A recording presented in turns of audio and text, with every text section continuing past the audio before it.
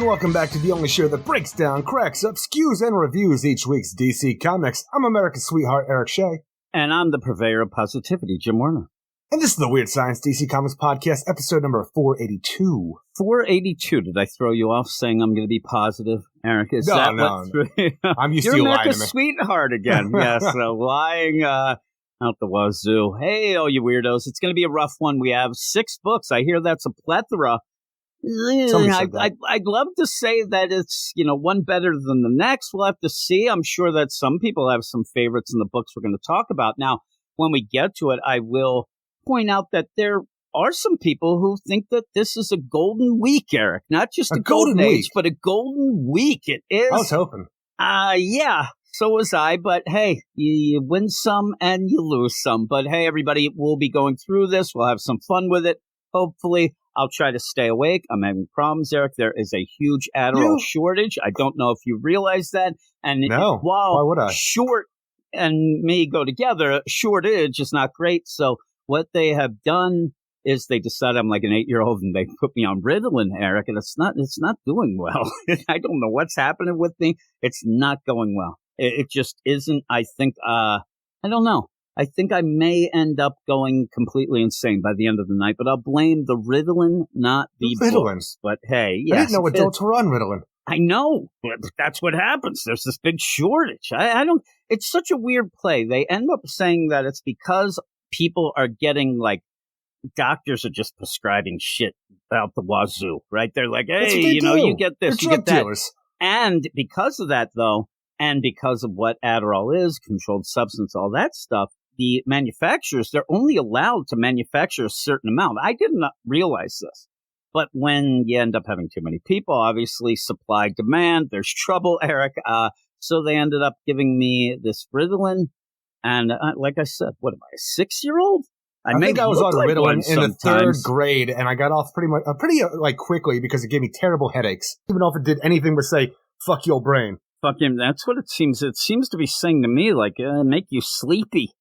I'm so sleepy. Dr. Sleep. I'm not blaming the Riddle on this. Well, it may not be. I didn't really go to sleep last night, though, and I didn't take it yesterday, and I couldn't go to sleep. I took it this morning, and yeah, maybe I do have headaches. I don't know, Eric. We'll see. I think a lot of the things. I don't know. I think a lot of the things we're going to be doing tonight is a bit of a headache, right? You know what I'm saying? Yeah. But headaches. Hey, everybody. Hey, everybody. Go over to our Twitter at Weird Science DC. Follow us. We'll follow you back. Go to our website. WeirdScienceDCComics.com, right? That's what it is. Also go to our YouTube channel, Weird Science Comics, and our Patreon, patreon.com/Weird Science, which will give you a lot of shows, but also help us out for everything we do. One of the biggest things that we end up doing each Thursday night, me and Eric get together for our DC Comics Patreon Badass Spotlight show. And this week, the Great badasses of the Get Fresh crew.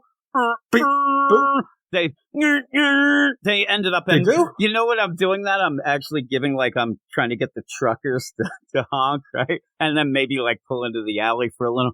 Tim Drake Robin, number 8, Eric, and also Green Arrow, number 1, the big Dawn of DC book. I like that a little more than you. Yeah, I agreed. I also thought about some of the things you said about some of the, we need to get some things filled in, the blanks and things. I do agree. But it had that feel. It had finally something that really felt new and fresh, and but we got to figure out why. Got to figure out why some of these things are happening. But as a number 1 issue, I did like it. And then we had that Tim Drake. All right, it's almost over. I love the idea because last issue of Tim Drake, number 7, we had that debate. Was the building actually on fire? Right. So this issue, we had the debate. Were those motorcycles riding on the ocean water? Jesus cycles. And the thing about it is, those should never be debates. These things should really be able to be told, and you should be... Where were you, Jesus? I was driving the motorcycle the entire time. Oh, my God. And really, in that book, they've turned water into diarrhea, is what happens, Gross. Eric. The worst kind of deal. Holy moly, it was bad, but we had fun talking about it. I do worry about tonight.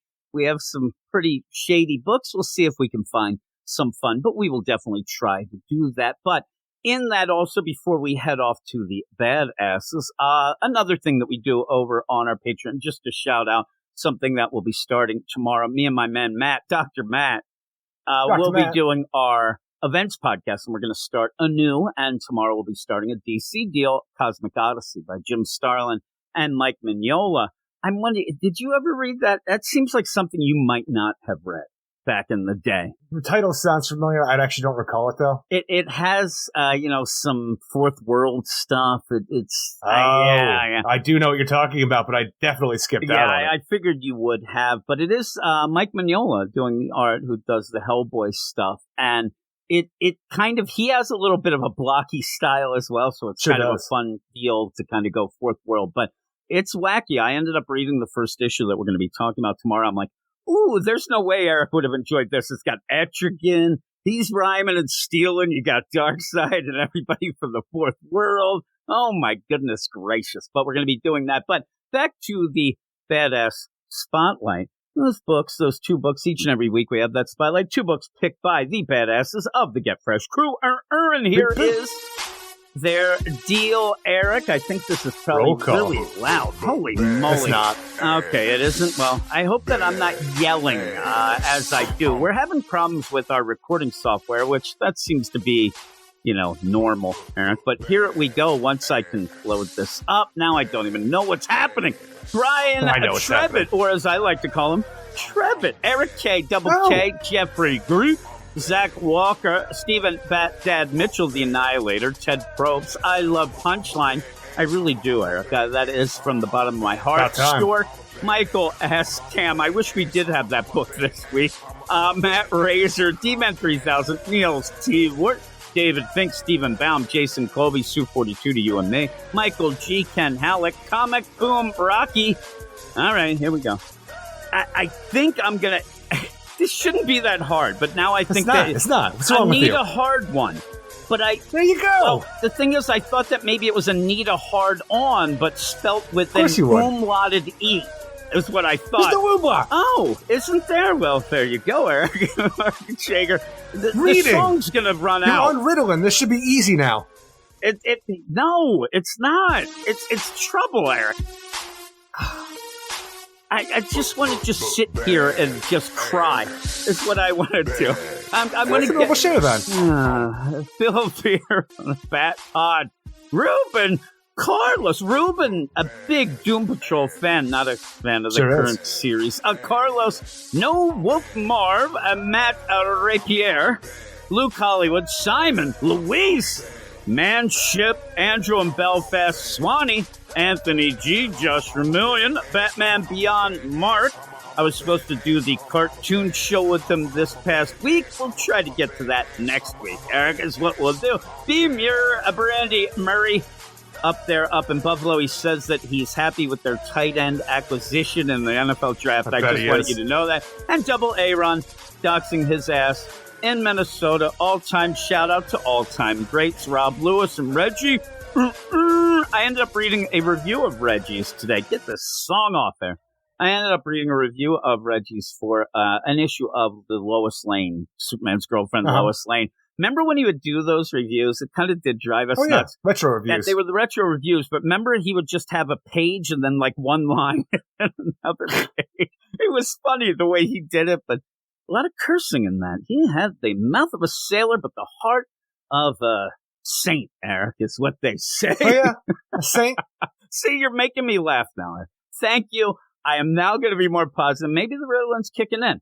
You would think, too, that if you had, like, a third grader, as you were, you have this, like, little dosage, right? And then here's me, large and in charge. I come in. I'm an adult. Yeah, I'm a man. Little dosage. I'm a man, Eric. I think we're about the same size from third grade to you now. They gave me a little dosage. I'm like, what? I think that's the problem. I think I'm having the withdrawals there. I don't know. Well, I was a big boy. Well, yeah, you were. Actually, probably you had more. But yeah, I haven't had the Adderall. It's been out since the beginning of this month. And then they decided, finally, that they got to do something Ritalin. And that's what they decided, but we'll see. I don't know. Crack cocaine. Maybe the cocaine. I think I want to use that cocaine. Can't afford the cocaine. Yeah, I can't afford shit. I can't, Eric. But There you go. There's the intro. We might as well get into the shit show of books. I will try to stay positive, Eric. I'm relying on you to prop me up in the air. Maybe I can ride you like a horsey. We're doing dirty dancing or something? What are we doing here? You can throw me up. I wouldn't trust your athletic ability to do that. You should not. I would be so in trouble if you tried to. First off, you wouldn't be able to throw me up. Right? You look at me and throw up, but you wouldn't be able to throw me up. You have to run to me and jump. I'm not expecting to get much air on that. You have such a low center of gravity, and you're so dense. Got these noodle arms. Yeah, it'd be trouble. First off, I'd run. I'd have to stop. You're like, you're just running across the ballroom. You don't have to stop for a break. It'd be funny. You look over, and you first look over, I'm there at one of those tables with, like, the guest on there. Then you, like, turn away, look back. Now I'm eating dinner rolls. now getting it, guys. I have a whole plate. The show will start very soon. Yes, it will. So, hey, everybody. That is the intro. Hopefully we can keep going with this stupid software and all this stuff. Have some fun. Welcome to the shit show. We're going to go off and start with the books right about now. Show blood, Eric, is what I say. I'm upset. I mean, I already said it before, but that we're going to be being able to play that song for years to come, it seems. But not enough Wolfman. Not enough of a lot of things. The Wolfman. Yeah, like a semblance of a coherent script there. Is what I'm actually. What the hell is even that? Oh my God! You ended up telling me, and we'll be doing that last in this section because I'm throwing shade. Nobody's even going to know that. I actually suggested putting Detective at the end of the podcast, and maybe by then we kind of forget about it. But hey, with all that, forget about it is what I say when I'm a cabbie. Yeah. But the idea where I was getting ready to do some stuff. I had already read Action Comics and the whole Revenge of the Gods yesterday because I was going to do videos and stuff with them. So I had my timing or whatever. So we're talking. I sent you a message. Okay, we're going to do this. What do you want to do? And you said, listen, if you haven't started reading, you know, we're usually starting at the same time. And you said, it's like better 2:30. Start now. Like, we're getting on at 6:30. You're going to need the time, especially when you hit that DC. And with that, we only have, a couple books. It's reasonable. It's more than sometimes what we usually have. But the thing is, you said, did you read Detective yet? I'm like, no, I haven't. You're like, you better start now. You better, allow about 2.5 hours. Double dose that Ritalin. And so when I'm reading it, you already had thrown me off because usually when I get to a book like that and I'm reading it, I assume that it's just me, that, I can't concentrate. I ended up, and I told you this, I read a page twice. This happens a lot with me. It's one of those things if you do have attention deficit and, you're reading and then you look out the window, then you're thinking about grocery, that sort of thing. And then you go back to read and realize, oh, no, I already read this page. I actually did that, but didn't realize I read that page until the end. That's almost impossible. I just had read the page. It's such nonsense that I'm like, I read this and I saw the art. And really, if anybody tells me the art's great in Detective, I couldn't tell you. I was too busy trying to understand these things, these symbols put together. I can understand that. Yeah, I'm like, at the end, I thought I had to go back and just page through to look at the art because I did not know what the hell was going on. But we're not going to start with that. We have been starting with Action Comics, and rightfully so. It's one of the better books. Now, we talked about this, and when you ended up saying even the Green Arrow is kind of the first kickoff book to a real Dawn of DC. This is still the headliner. Yeah, we weren't throwing shade. It's just that this is still continuing some stuff, the War World stuff, the Feld Kennedy Johnson stuff. So it didn't feel like a fresh start, as you said. But it's still world. The Superman books have stepped it up, it's great. I really am happy with that. And Action Comics is pretty good, but before we get into these, if you want to read the reviews for these issues, you can go over to WeirdScienceDCComics.com. Check those out, mainly by Gabe, and then you can go over to our YouTube channel where I do some videos as well, and that's the Weird Science Comics. I didn't mention it before, but all those will be in the show notes. Clickable links, as they say, down at the 5 and dime. Eric, but you might be right. Now you got me depressed. But then just go to YouTube and look up Weird Science Comics, and you'll find the deal. I've been doing some stuff, and I will give a shout out. I've been getting some positive feedback, which I always crave, Eric, like it's a drug. I do, but it also helps me, get inspired. Sometimes you start doing things, and as Eric knows, I will Godzilla shit. And then once you think, oh man, I think I overdid it. I got to that point last night. I'm like, I think I put out 7 videos today. That might be too many in one day. Yeah, space it out, maybe. The funny, too, is there's all those, things that are like, okay, this is the way to do it. You only have 1 video a day. You release it in middays.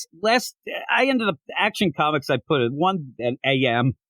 Like, I'm bucking the trends, Eric. Then I wake up today, or actually I kind of got up. I was laying in bed, and I go, and I'm like, oh, this is why you don't release things at 1 a.m. I see the results, but go check those out and, maybe tell me how I'm doing. Because I wouldn't know, but we're going to jump into this. As we said, one of, if not the best book right now going. What are we talking about there? Action Comics number 1054, and our first story is written by Philip Kennedy Johnson with art by Max Raynor, Matt Hearns, and Dave Sharp. And we're continuing our Metallo story. And if you remember from our previous issue, when John Kent had to babysit the Super Twins for a little while, he didn't have his eye on the ball as much as he should have, because Phil had gone off from watching TV with these Blue Earthers and decided, well, it's time to fuck shit up. So all of a sudden, it's Superboy and Oslo to go. I'm sorry, Superman, because I still would have called John Superboy. I don't know why. I said this. Here's the thing. This is what I decided, and I said this in the video. Because they're in the same book, it throws you off. And I don't want to say Kal-El Superman. It just feels like he deserves more respect than that, Eric. I call Superman in this Superman. I call John. That's where I decided. John Boy. Not saying that we are dissing John we understand that he's Superman. It's just that it's a pain in the ass having 2 Supermen. And I do hope that we get some sort of difference in name. I don't know if they will. We'll have to see. But you go on. I just wanted to point that out, that I've run into that problem as well, talking about. It's almost like when you talk about Nightwing and you don't want to, keep writing Dick when you're writing it, but you don't want to keep saying Nightwing, right? And you're like, and then Dick goes downtown and finds some good times, right? You know what Eric, yes. But you continue. But we find out that all of our worries in the finale to last issue was, unguided, unjust, because it turns out that author shows something we didn't see, where the people that were causing the problems down there were Metallo's Necro army. So everybody that we thought we were going to go and say, like, them Super Twins, they're no good. Maybe they could decide, maybe they weren't that bad when this little girl came and wrecked house, because these are all Metallo baddies. But I still feel that there's going to be like a weird media spin by the end of this, even though it's not even talked about a little bit here. And here's the thing. It reminded me of the Superman, the Truth story, the original one, or one of the when original he punched ones. a cop. When you ended up having Superman, fighting a cop, and then you find out, it's an alien. And people lost their mind for that whole month. And I even said way back when, like, we're not seeing the right thing here. It's not going to be it. The problem, what you're saying, I think it's completely justified. First off, we're getting to a point where, and this is something that is a bit of a nitpick for me in the books, I do want to see how the whole world feels about these refugees, because what we're really getting, news reports, but what we're really centering on is Blue Earth, and they're the hate group. So I don't know. They strictly might not in Metropolis. And they may not even be people following them, but maybe they are. But the thing is, you wait till the Blue Earthers find out about Palmyra City. Really. The thing with me though is, if I'm sitting there and they're like, "Oh, don't worry, that little girl there, that was a drone." I'm like, I don't care. That little girl just wrecked house. That little girl with the power of a god. Somebody has to do something like this. The next time it might be somebody. So there could still be a lot of trouble from this, because it is being and I don't know how much the broadcast is like, "Oh, don't worry, people at home, that's just a drone." Like, who knows? They may have cut the commercial, right? Even, like, hopefully the thing is, now that Superman's identity and the rest of this, like, the Kent family's identities are back under wraps, with Lois Lane being the editor-in-chief of the Daily Planet, maybe she's able to go and tell people exactly what's going on through that, and then it's fake news over here, and then it's weird stuff going on. So you're saying that she's going to spin her own fake news. I got you. No, spin the truth. Somebody has to. Well, somebody does have to. It would be funny because, like you said, the identity is back, and all of a sudden everybody's against, "What do you love about this Superman, Lois Lane, you jerk?" But well, he saves my life like every other day. Yeah, really, it is true. And Jimmy takes a lot of photos as well. But yeah, you end up having John come back. And I did like the idea that John is real concerned for the Super Twins. We had that play that you said, they're worried that, you don't like us. And he had that little smidgen of it. We actually wanted to see more. Wanted it to grow and fester. Well, I wanted a festering thing to happen here as well, because once this happens, Philip Kennedy Johnson, first off, he didn't get no memo that John doesn't haul ass and kick butt here, because he does let loose. As he should. They're drones, but still, I like seeing him do that. I like seeing him do that, right? Dead metal. What do you mean, like Guns N' Roses? Eric, grunge, it took it down. But with that, I do like seeing them punch the shit out of people. And you also end up having the Super Twins doing it. Again, though, is this something that people will see and think, oh, this is a power beyond anything that should be out and about. This should be controlled. I'm telling you, I want people to come on and do those weird news broadcasts like we had in The Dark Knight Returns back in the day, where the idea is you just go through the book and people are giving their opinions on the news where, look, I'm not saying that. Remember back 20, 15 years ago when you'd have those videos and pictures of people with their children on leash? I'm not saying I agree with that, but maybe Superman should have these kids on a goddamn leash. Yeah, remember that? I remember when I first saw a kid on a leash in the mall, and right away it was always, oh, well, they do that in France. I'm like, you know what? They do a lot of shit in France. I ain't France, but... I ain't France. Quoted. Jim Winter. I ain't France? What am I? I ain't France. Yeah, I always think of the psychiatrist from The Simpsons as one of the guys who was the talking head in that Dark Knight. Dr. Monroe? Yeah, Dr. Monroe. I always think of the one guy. He kind of looked like that. Oh, you like Dr. Wolper? Yeah, no, I'm telling you right now, I apologize. This Ritalin somehow is hitting me hard now. So here we go. But it just got on top of me. I did, just like you on a Wednesday. Oh, but you end up where, John and the Super Twins, they are holding their own, but they want to get hey, tell your master to come here. And Mattel's like, screw it. Okay. And he does show up and he just wallops John. Boom, tubes the kids away. Superman shows up just in time to be just late, and he's there, and him and John take care of some other guys. Now, this is where I thought we might get a little bit of that fester that you want it where, and I do like this, and I'll tell you, I think that this it's not very subtle, which I don't mind. Up until this point, for quite some time, if John said something and he wanted to do something, or he said something was some way, you'd always have his father defer to him. People were getting annoyed by it. The idea of, oh, yeah, you're right. This is what we should do. I like that Superman steps up to protect his son here because he sees that John is maybe wanting to jump into something that's not quite ready. But I also just like it listen, kid, I got to do you have your own solo book. I have another one as well, but this is kind of my deal. But he says, you stay here. I'm going to go get the kids. And John keeps saying, no, I'll get them.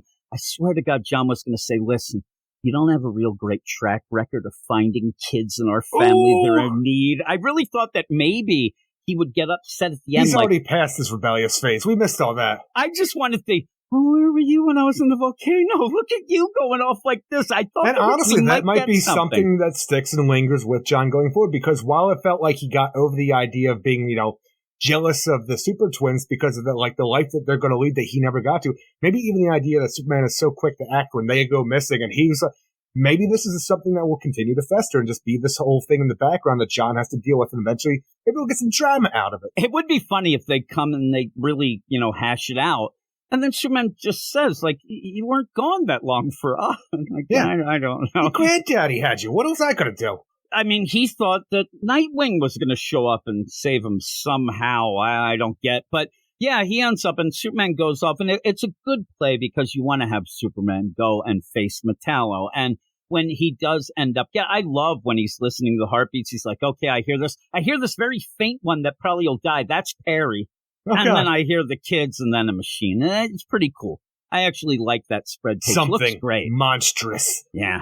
So he goes on, and even seeing him so angry right there, if it was a Bendis book, he'd go punch asteroids right there. But he's going to go off. You got to get your action in. I'm telling you, the way when he gets there, and you end up having Metallo, and he looks like shit. And he's like, Mattel, what's happened to you? I mean, and he's on just almost like a Bane on a throne of just skulls and broken down deals, and just a bunch of necro drones that are torn apart below him. It's just awful, right? So he does end up saying, holy crap, you look like crap. But what ends up happening, he realizes, okay, you have this orphan box. This is the tie-in to the whole war world. Obviously, we thought that maybe, and just maybe, and I think you told me that your theory was going to be that maybe Metallo, or not Metallo, maybe Mongol was his fear, something in that orphan box. Something like he's the lawnmower man where his consciousness lived on in the machine. The ghost of the machine. I actually thought that sounded like it could be. The Mongol who is 10110011. One. And then you end up where all this going on. It's a weird play, though, because you have the orphan box, but this one ends up having kryptonite. It's powered by kryptonite. Because it's an orphan box and has some Genesis, made by Superman Genesis, isn't affected as much by the kryptonite, which kind of does lessen everything about It's such a weird Metallo. idea, because you brought up the idea of Venom before, and that's what's happening right now with this orphan box being made with Genesis, like this remnants of an old god that's powered by kryptonite. Like, Metallo's body is almost just becoming too powerful for him to control, not to mention this orphan box is taking control of his mind and making him do things outside of what he would normally do, like giving him suggestions and stuff like that by showing him the hologram of his sister Tracy. When you have all this going on, it's like, all right, it's powering up Metallo, but Superman, he's got that taste for that Genesis too. He's going to reach right in and get that and get himself some superpower, enhance himself, because we've talked about the idea of him coming back from World War and having more power than he ever had before. And now when he grabs a hold of this Genesis box, kryptonite, it might fuel this thing. It don't hurt Superman no more because the pure-ass Genesis is powering him up to the point where he can make a Superman construct and punch things with it. And also, before that, seems like he has the electric powers as well. Yeah, it seems like it's flickering a little bit, but I don't know really how it's odd, presenting this whole thing, because it's really this weird blue aura this whole time. And I'm like, is it the idea that this is like, I'm just going to say construct because it's a way to describe things in the DC universe. It really does look like it. The way that the blue is flickering off him, is this the power becoming this? Is it a blue Superman lightning thing going on?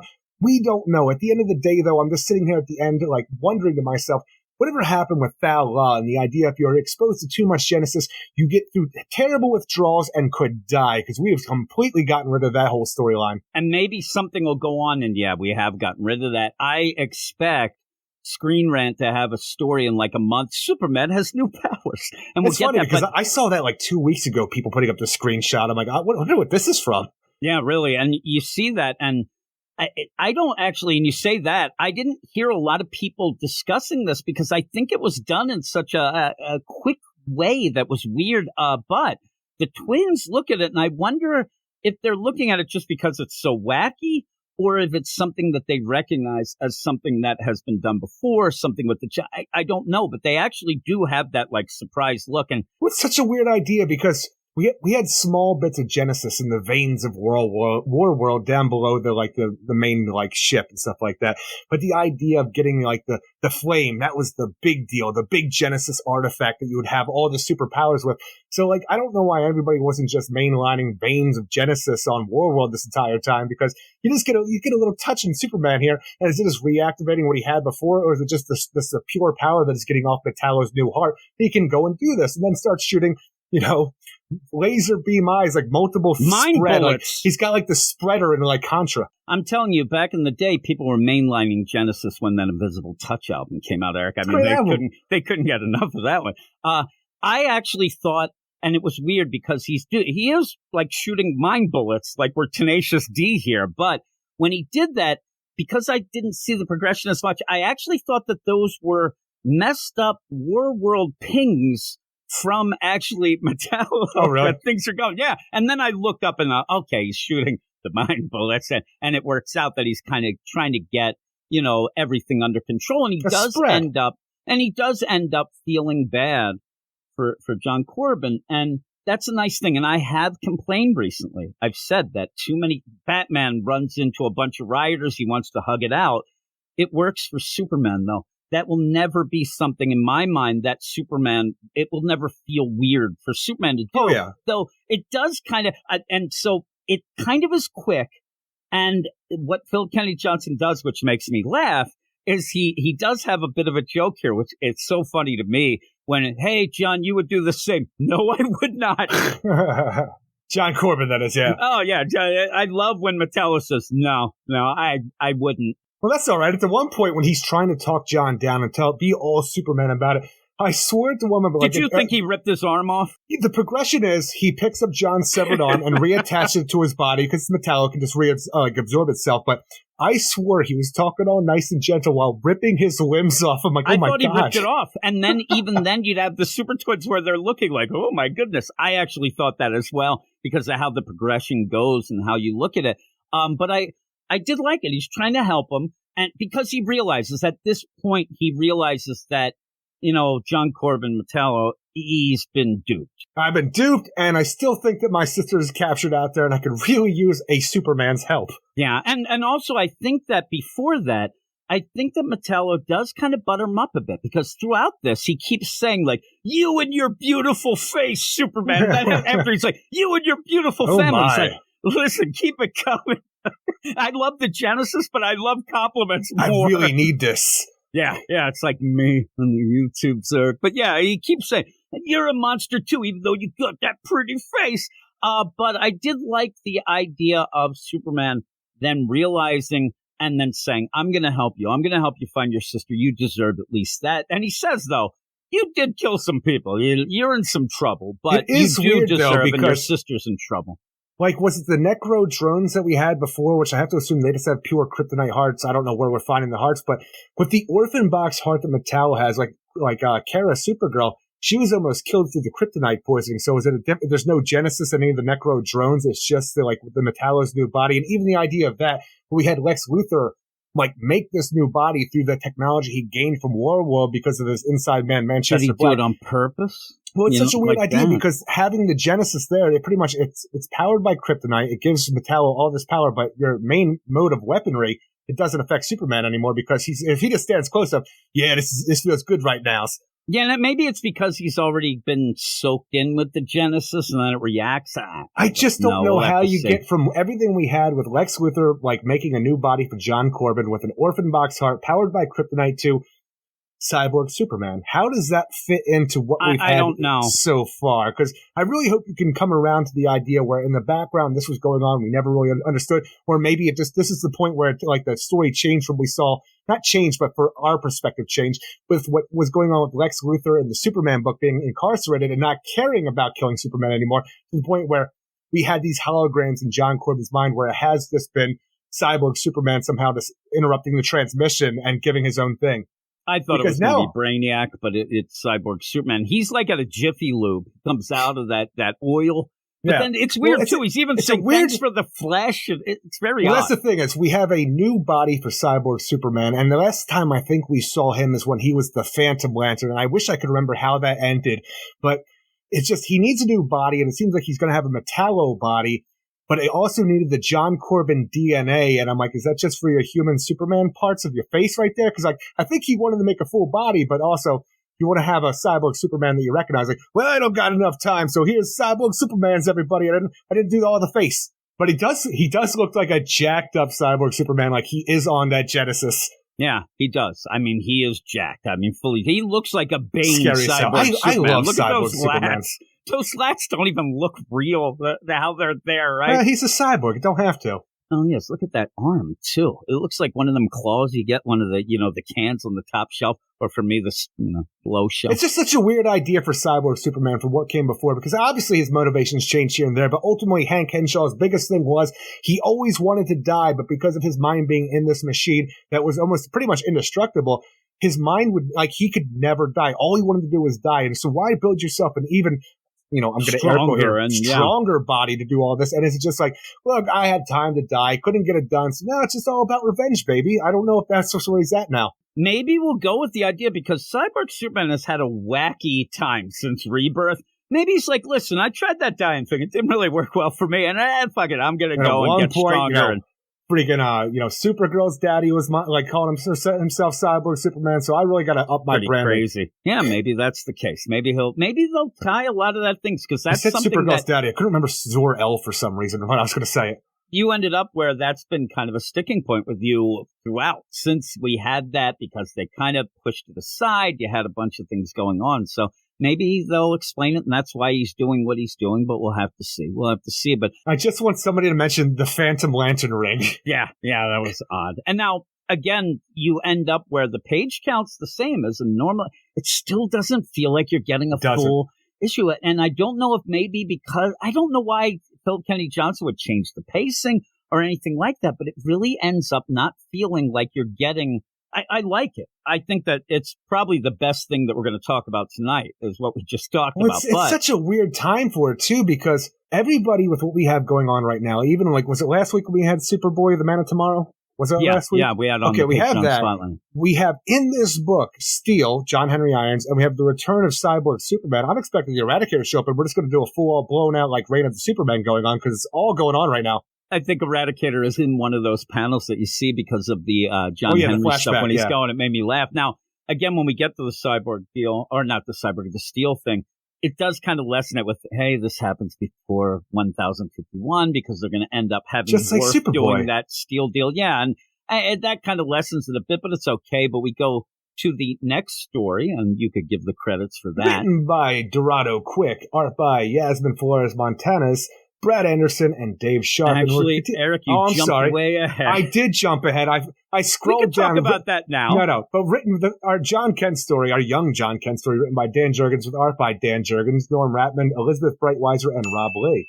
There we go. That's how you're supposed to do it. There you go. And this issue, the thing is, I've been all about this story just because of my own headcanon with where I think we could take these characters in the future now that John's all grown up and stuff. We went really deep into it last time. We set out a plot that would take up a year of comic books, and it would be amazing in my mind. And this issue kind of falls flat for me just because the idea where you have this princess, Guyana, and she's trying to get John Kent back to her planet because we have to free her royal family who are the people who have turned against her. And now they're sending killbots after her because they're overthrowing everything because they blame the royal family on plundering the minerals and stuff of their planet. And Guyana needs the Superman's help to try to bring peace to her planet. All this good stuff. John, he's going to go in instead.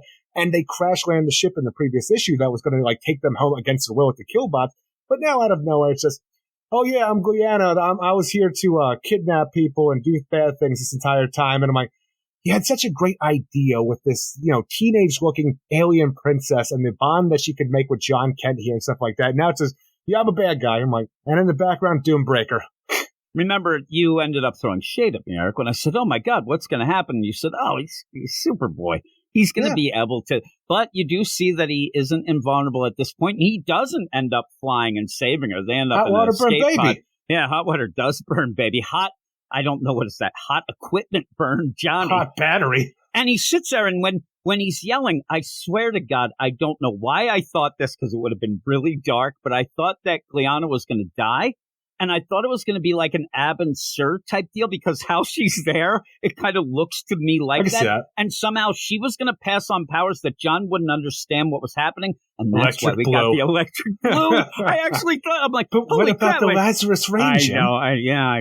Yeah. Things get funky later, even in the podcast about the Lazarus rain and what affected who. But he does end up, and it's a cool deal. He's hurting and on fire. He does save her. We find out that she can do the woodja, She has time manipulation powers, which is amazing to me because John's hands get all burned up because he's not fully invulnerable. And in saving Guyana, his hands and forearms get terribly, terribly singed up to the point where, I wouldn't want him handling my food at all. But she's able to use her power to turn back time to the point where his body wasn't burned. And I'm sitting there, I'm like, Ed Jurgens, did you just come up with a way for Guyana to show up later on? This is before you realize she's bad, but like to de-age John by sending his body back into like through time process. Something. I'm like, is that something you could do? Or even the idea where if the character ends up surviving, not being bad for whatever reason by the time we're done this, is it even one of those weird, reverse big wishes with Tom Hanks where it's like, I'm here to give you your wish for saving my people. I'm going to turn back time for you for a certain amount. So he does get to be a kid again. And then eventually he, if you want, you could actually make the time age up because she could go back forwards and in the past and present. You could have future. almost like you're saying, you could end up having like a hot weekend where he's exactly a kid. Yeah. You know what? It'd be cool. And I don't know. I don't hear a lot of people talking about the super twins. They're kind of on the side. I actually appreciate that Philip Kennedy Johnson is being a little more subtle with them.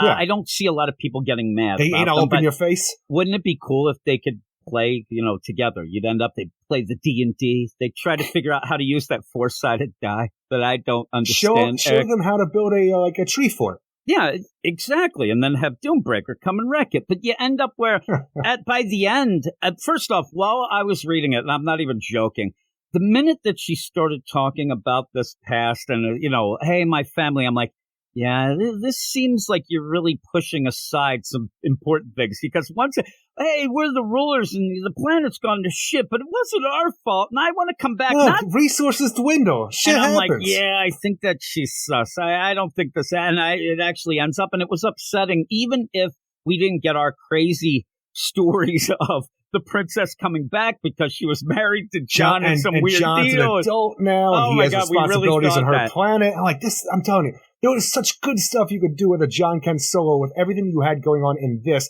To have this this past built up to where an adult John now has to take on responsibilities and his boyfriend's pissed. While that's going on, you have that Star-Lord character that was in the Supergirl book for a little in Rebirth. Remember that guy? I don't even remember his name. Was it Captain Comet? No. Oh, no, I know you're talking about. That guy yeah. We said he was just that Han Solo looking motherfucker. Exactly, yeah. But by he was that, even, yeah, he was. And it's all the power to America. His name was Xander. Xander, it was. I love Xander, actually. But when you end up having this, even in the base level, I just wanted her to be another Kathy. That's all we kind of like. And then we went from there with all the stories and stuff that we thought we could have. But at the end, she does reveal that, the killbots are controlled by me. They're and I'll end up doing this. But I'm Oh. still hoping that it's just that she's, I was just so desperate because of, I don't know. I don't want her to be bad. I don't either. You could have such good things with this Guyana character that you could do with a present day John. Yeah, and while this is going on, we do have Lois and Clark, and they're going to stop Doom, but I don't think anybody's that concerned with Doombreaker. This is the worst part of the book, though, because even when you have Doombreaker show up here, which I don't care about, it's a lesser Doomsday. Oh my God, he wrecked up John's tree fort. I wonder if John's okay. Dad, we need your help. I can hear John, but oh my God, Doombreaker's here. I have to protect Lois and myself and stop this monster from attacking me now that he has his horn back. Yeah, and I love that he has that horn like it's an Eisner. And so you're going, or a Harvey, Eric, because he's kind of sus. But the idea, I don't think that many people are into the Doombreaker stuff because it hasn't really been developed well. Even if you read the original part of it, it's still kind of... just the Death of Superman 30th Anniversary side book. Yeah, and it reminds me of those things. We already have an anthology book. And then you get into this story, and I really just want to see John and Guyana. So when we go and cut to that, I understand. I do like the concept that Dan Jurgens is doing here, where John's talking a lot of not shit, but he says, my dad, he comes whenever I call him. Look, I don't know if you noticed. Pretty big deal. And he's kind of my bitch. And so you end up where it's going to force John to step it up himself, maybe. I mean, he's in trouble right now. Well, now he's just a super twin because he's been kidnapped by Guyana. He's like, what I've had in mind from the beginning, child, doing what's necessary to make sure your father, the Kryptonian, does whatever I command. Yeah, and she ends up, I like when the killbots, oh no, and Kill him. I love it. She's like, what are you, an idiot? I control these things. And yeah, it's a twist. That's the worst part about this is, we've had a bunch of finales, which you can go into the next issue and immediately turn everything around. Oh, it's not exactly how you saw. Like we just talked about it before with the idea where Otho was wrecking house on the streets of Metropolis. Oh no, she's doing something good. Fine. When you have the idea at the end, though, when you end this issue, the story of the issue, it's like when she calls John child, she's an asshole. There's no coming back now. Well, then I'm thinking, we were and friends. this is what got me upset too. I was really, because she does seem by the end to be a little older, just because she looks evil. Does. It doesn't she? And I thought, oh no, she's like 90. She was like 16 years old in my mind before. Now she's a 28-year-old. Exactly. And it's weird, but I think it's only because you want to show her as like really evil. And she was such a cutie pie before. She could be changing herself up That's and not down, even a bad bit. I never even thought about the use of her powers on herself, where she did look younger to us, maybe because was it just us because of how she was interacting with John? Or was it a physical transformation that we didn't really pick up on because she's doing this and it was a subtle art change? I don't know, but that's a cool idea. And John wakes up and you got old, bitch. And then she's, Baby, you got real ugly. You got real ugly. That's what it reminded me of. But she does say that it's such a shame because if Superman's going to help her, and I think that we're going to get almost a Metallo play here when Superman shows up, he's going to say, you don't have to do this. I would have helped you no matter what. You don't have to kidnap my son here. You really ended up. I done messed up, huh, But Kryptonian? the problem is is that she Child. seems to be sus. She doesn't seem to be on the up and up, and maybe he'll give her a little, after-school special lesson. Listen, you can't do this, and maybe they find another planet for him. Everybody's finding planets for everybody to go to nowadays, right? We use Kalex to reprogram the Kilomex. We put a big old S on his chest, and now they're Savomex. That would be good. It's like when you ended up having MODOK, but he was for kissing. Oh, my goodness. I forgot about that. That was Brodok. Remember Brodok? I try to forget. Yeah, really. There's something to this story. What was that? Was that a West Coast Avengers? That was West Coast Avengers by Kelly Thompson. Yeah, remember you had Jeff the Land Shark and all that stuff. So bad. Pool. Yeah, it was pretty bad. It could have been fun, but yeah, that was back when you were doing the Marvel stuff with me, you and Brandon. But it's kind of like a West Coast Champions. Yeah, it was. So you end up having this, and the twist is something that I wish we didn't have. Because I had so much fun with our headcanon. Yeah, same here, but it does make it interesting to go forward and see what happens. I think it makes it less interesting, honestly. I guess. Yeah, I don't know, because a lot of the things here's the thing, though. A lot of the things that we were centering on, we wouldn't really get them in this book. We'd have to wait down the line. But who says we can't get them in this book? Because John doesn't have an ongoing. Why not put the further adventures of John Kent in Action Comics? I wanted it to be something, and lately I've been reading a bit more, and I did put up a video of when me and you talked about Jimmy Olsen with the Superman's pal Jimmy Olsen with the bearded boy. The bearded boy, which was pretty good. But it's so funny when we're losing our minds about this beard. But you could have almost played a Silver Age deal with John going to a planet. That happened to Jimmy all the time. He'd always be marrying this person or that person. You could have had a lot of fun with that. It is a shame, but we'll see. We'll see what happens. She seems bad to the bone and a little older there. But then we go to the last story, which guess what, Jim? But do it again. It's not a Power Girl story. It's a Steel story. And it's written by Dorado Quick with art by Yasmin Flores Montanez, Brad Anderson, and Dave Sharp. So here's a little precursor to our Steelworks story coming up. I want to hope it's a precursor, but ultimately, I think it's to set up everybody on board with who Steel is and his origin. If you weren't around in the 90s in the reign of the Superman and fell in love like a little Eric Shea, here's who John Henry Irons is, here's Steelworks, and here's how he became Steel. And, that's the worst part, because you have a bunch of flashbacks. Shit I already know. Stuff I love, but I don't need to reread it through flashbacks and this is how I did this is how I met Superman, this is how this happened here. When you have what's actually going on with this cyborg character that's fighting named Amalgam, I don't care about this part. I didn't even know that Amalgam was a cyborg from anything that happened on page except for John saying so. Your metal body and stuff. I'm like, I'm not getting any of this.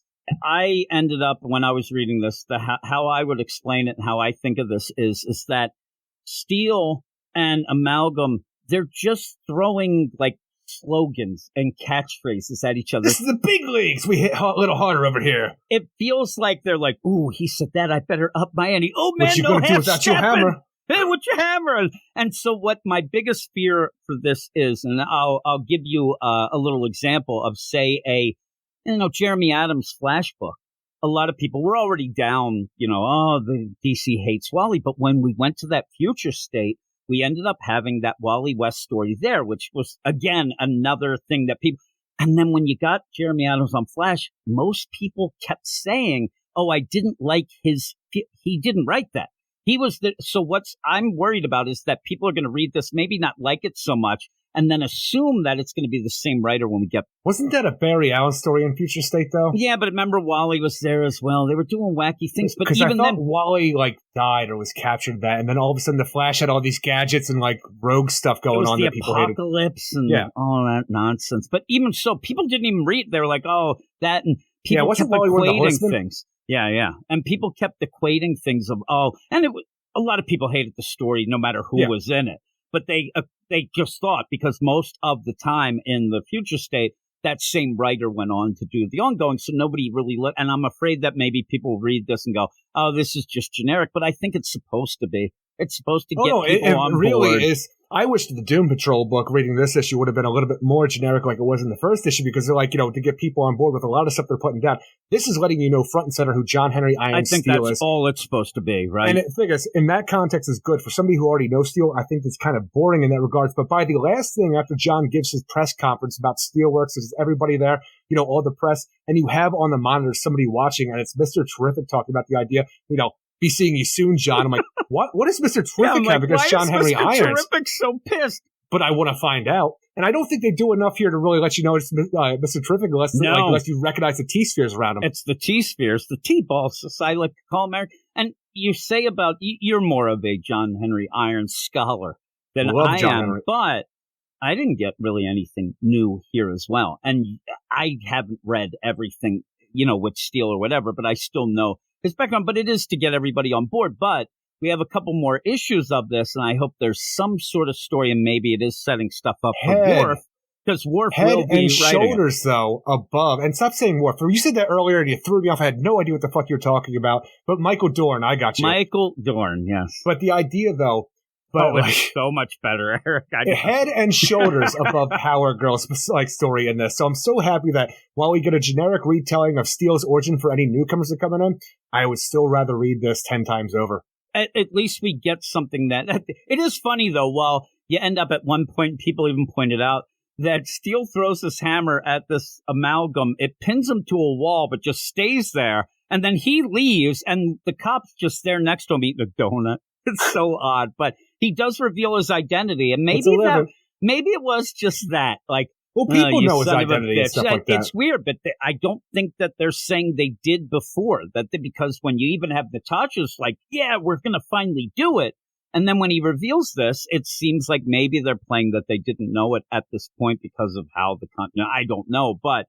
Also pretty cool that all of Steelworks is this nanotechnology can open up holes for him to fly through and do stuff weird. like that. I thought it was a portal, but then it's it heals itself. That's pretty cool. Maybe that's proprietary tech. You have Mr. Terrific, he is pissed, but hey, he might just be seeing you soon, John, and then the next issue he's like, Mr. Terrific, remember you have that lunch date with, that's all it is. He has a meeting with them later. I just imagine there's Michael Holt over there with Terrific Tech doing all this amazing work for the entire world of everything he's doing. And John Henry Irons' press conference. Steelworks is here to show all the other companies he can do things better. You motherfucker. You son of a, what the fuck did you just say? He's seeing you soon, John. The stuff, it almost is a shame that you had this amalgam nonsense in it. That actually threw the issue off. That's the worst part. You could have just had Steele kind of flying around doing some stuff, showing some tech. That's your Action Comics quotient. Yeah, it is. I just wish that maybe he was doing some grabbing bridges and stuff, cars, flinging cars around. I don't know. Natasha yelling, "You got to get here!" Saving some cats out of some. I even like the idea that tree.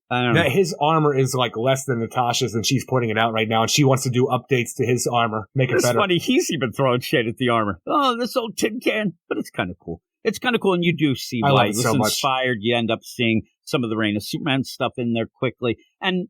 Maybe one of the things that, and I know that nothing after that. Well, and like you said, though, the idea that you already know that, but maybe that could have been a little more detailed and showed, especially Mr. Terrific. You've got 20, 25 years of history after that. Once we get past the Reign of Superman, and then nothing happened until now. And now here I am, John Henry Irons. But it's cool. It's cool enough. It's not as good as the first two stories, but you said it's way better than the Power Girl stuff. Maybe we'll keep ramping this up because this seems like the third story will be the one that's always the quickest. I'm all about it. Yeah, it'll be pretty cool. And if you are wondering, I don't know who would be, Eric. I really don't. But the Power Girl story isn't over. I mean, how could it be, Eric? Johnny Sorrow showed up at the end. Well, here's the path. It's going to go up in May. You'll have a Power Girl special #1 that I do also think is a Fire and Ice story in that as well. But then you'll have that with the Johnny Sorrows, right? Then you'll have to go into the, Night Terrors with a K. And she'll have a 2-part story there. And then in September, she'll have what could be an ongoing, probably a mini of there. And I don't know who's reading these, Eric. It's like I sit here and say... Sadly, us. I sit here and say I'm worried that maybe if this Steel story doesn't hit, people will, I'm not into Steel. Then that's my biggest thing. Even if they don't say, the next writer's Worf, Eric, right?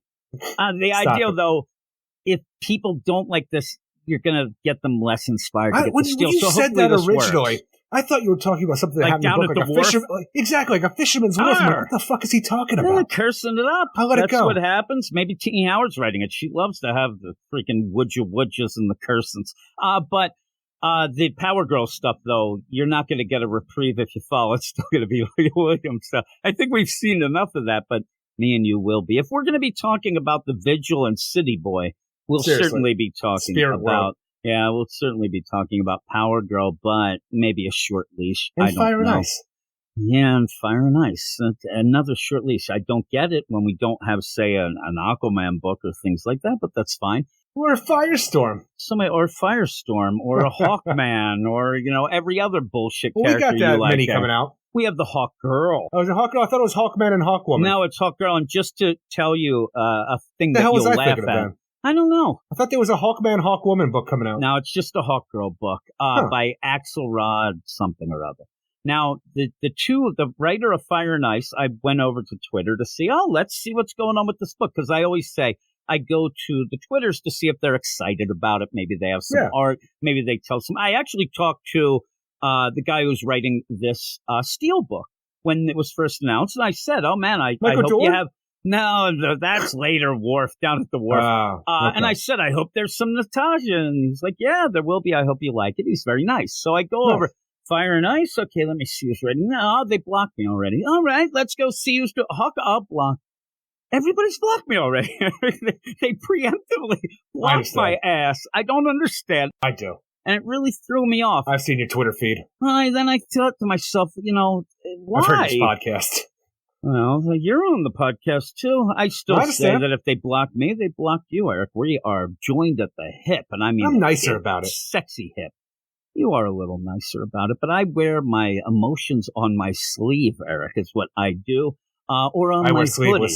Yeah, that's true. That'd be funny. Your arms would not go sleeveless, Eric. Your little stick arms with that milky, pasty look. It's awful. It's called Caucasian. It makes me want to fucking throw up. You're so... Jesus. This is why I'm going to block you right now. I'm telling you, go ahead. This is the Ritalin talking, Eric. Jimmy Ritalin I am. What would you give this whole issue? I think ultimately I'll give this a 7 out of 10. It's a solid issue. Nothing great, though, because even with the stuff that I have been liking with the John Kent stuff, mostly because of my own headcanon with where it could go in the future, this was kind of a down bit for me. I like the Steel stuff, but even that felt a little repetitive and kind of boring because it's just the same old hat, even though I did enjoy reading it because it's 10 times better than what Power Girl, but that's no reason to like something because it's better than something else. It's still good. It's competent, and I look forward to where it goes. This was just kind of a vanilla kind of beginning to the story. And as for the Superman family stuff, I had a good time with that, and I can't wait to see where we go with the Cyborg Superman story. Yeah, I gave it a 7-8 but I'm going to stick with that. Same reasons that you have. I'm just more nicer and a more positive guy. But when you end up having, when we have all this going down, I really do. You could sit there and review this a weird way because normally that first Action comic story would be the whole deal. And if you count the others as just bonus material, but you can't do that. But overall, I think it's well worth getting. 17 out of 10. I think it's one of the books that if you are into the Dawn of DC, this is a definite. It should be on your pull list. It definitely should be. It should be the start, I think, of the pull list right now. Unless it goes down the weird path of Batman Urban Legends. Then you don't want to be a part of this. Yeah. I just end up, and I didn't see any of the stats, but I'm hoping to God that we're just going to continue the Philip Kennedy Johnson stuff. That's the solid one story. Yeah. And then you can add other things in. And like I said, if you're buying it, you can look at those as bonus deal. Because Philip Kennedy Johnson... Well, I thought that the War World stuff went on a little too long, and sometimes he got caught up in a little minutia as well. It's still one of the better stories that we've had in the last couple of years, and it's getting better now with the family and them back on Earth. I really do enjoy it, but I don't enjoy the next thing, Eric. And you give us the credits here, and we'll talk about this one. Lazarus Planet, Revenge of the Gods, #4, written by G. Willow Wilson with art by Cian Tormé, Raul Fernandez, Wade Von Grawlbadger, Jordi Belair, and Pat Brousseau. What happened, Eric? What happened? Well, the thing is, we had this grandiose kind of story going on where all the gods in the sphere of the gods were bringing it back to the mortals and saying, you're going to worship us or we're going to bring you fucking pain and misery all over the world. Any god you could think of. And now it's just, Wonder Woman don't like Hera. Hera don't like Wonder Woman. To fight this Hera, we're going to have to give Wonder Woman, like, Mary Marvel's powers. And everybody else is going to stand back. Yeah. The end. It felt like this was ramping up to something that never ramped up to. We had going into this where every time we went to the Wonder Woman book or even a backup in the main book here. Revenge of the God. Clone Rads didn't seem to really be communicating well with... Whether Wonder Woman was a god, not ascended, whatever. Yeah, so in this finale, there are so many things that you just don't even deal with that we had last week in the Wonder Woman book. We ended up having Mary getting artifacts so that she could end up fighting. She doesn't have them now. Well, you're talking about, Jim, because that Josie Camo backup we had in the last thing, that took place after the fight here. We had a brief, Yeah, there was supposed to be an interlude. Remember what Hera was going to do. Erebus. Yeah, Erebus. She was going off to get the primordial Erebus. God of darkness. He doesn't show up, and it's funny. Just like deceased. And I'm gonna make my headcanon work here, because when you start up the issue, Hera's crying. She's crying because she went to go get Erebus and he turned her down. He said, "Go screw yourself," and then she came back crying. Pound sand, he said. That's not even the case. So also, Steve Trevor was told, "Oh, you're going to be protected, Analades." Look, the thing that didn't do anything. No, that didn't make sense in the last issue either. That was a weird, brief interlude that did nothing for nobody. Except weird. Atalantes showed up for no reason. Now, the whole play, though, in the bigger scheme of things, what we wanted or hoped we'd get, really should demand to get out of this, was what's going on with Shazam. And by the end, we do get something. But before the end, the wizard shows up, and we'll get into this tit for tat in a minute, but the wizard shows up, doesn't say jack shit about Billy there as Shazam, who shouldn't be there, and the idea that... Well, the battle continues, and I see my chosen one is still on the wrong side. How predictable. What is going on? Because at one point, Hippolyta was the one who's like, "Oh, I'm going to bless you with some powers," but that never was explained. Now he's this, and also... There's Wonder Woman who has the power of Shazam, but then she's got the power of the heart. And that's all it is. I saw somebody actually, one of the reviews, actually said that this was the most satisfying and great battle that Wonder Woman has ever been in. That's because I never read anything before this. Is that his greatest bizarro? Yeah. This is ridiculous, because all she does is like, "Oh, you have people with you? Well, so do I. I'm such a dummy thinking that this is something clever." I thought it was spelling out something like Shazam, that she was going to actually call for even the power. Idea. No, I can draw upon something better. Shazam and Hera? Unity. And then she flies off. Determination, Mary Marvel. Courage, Shazam. Resilience, Cheetah. Etta Candy has intelligence. And then you just have Ziggy and Steve Trevor. Loyalty. And then Yara Flor. Strength. Yeah, what the fuck does that do? And then she just dive bombs Hera. Fight's over. And she does. She just dive bombs. The Wizard Shazam comes in to be that big turning point in the battle where he's going to give his power to Hera. Like just change this god into something all-encompassing and nothing can stop this. And she's like, no, I got unity, bitches. Dive bomb, fight's over. And then Shazam fucks off. The power was there all along. She had but it's one of those things where that is not. But that used up the power for some reason. And that's when she gets sent dive bomb, she no longer has the power of Shazam, and I don't know why. It's not explained. And even with the whole play, I didn't even say it the last time. I just want to throw it in here. Remember when Billy was across the way and he's waving across the pool? Yeah. Hey, I'm over here. Against the reflecting pond. Billy was going to share the power with you, but we can't. He didn't really have the power then either. No. Like, they're so confused with what is happening. And by the end, I do like what happens with Mary, though. We'll have a little discussion of that. But what happened? Wonder Woman dive bomb with Unity, ends up losing the power of Shazam. Then in that, the Wizard's like, I don't like being with losers. I'm out. And he disappears. And then you get this bullshit idea of, oh no, how are we going to end up having any sort of peace?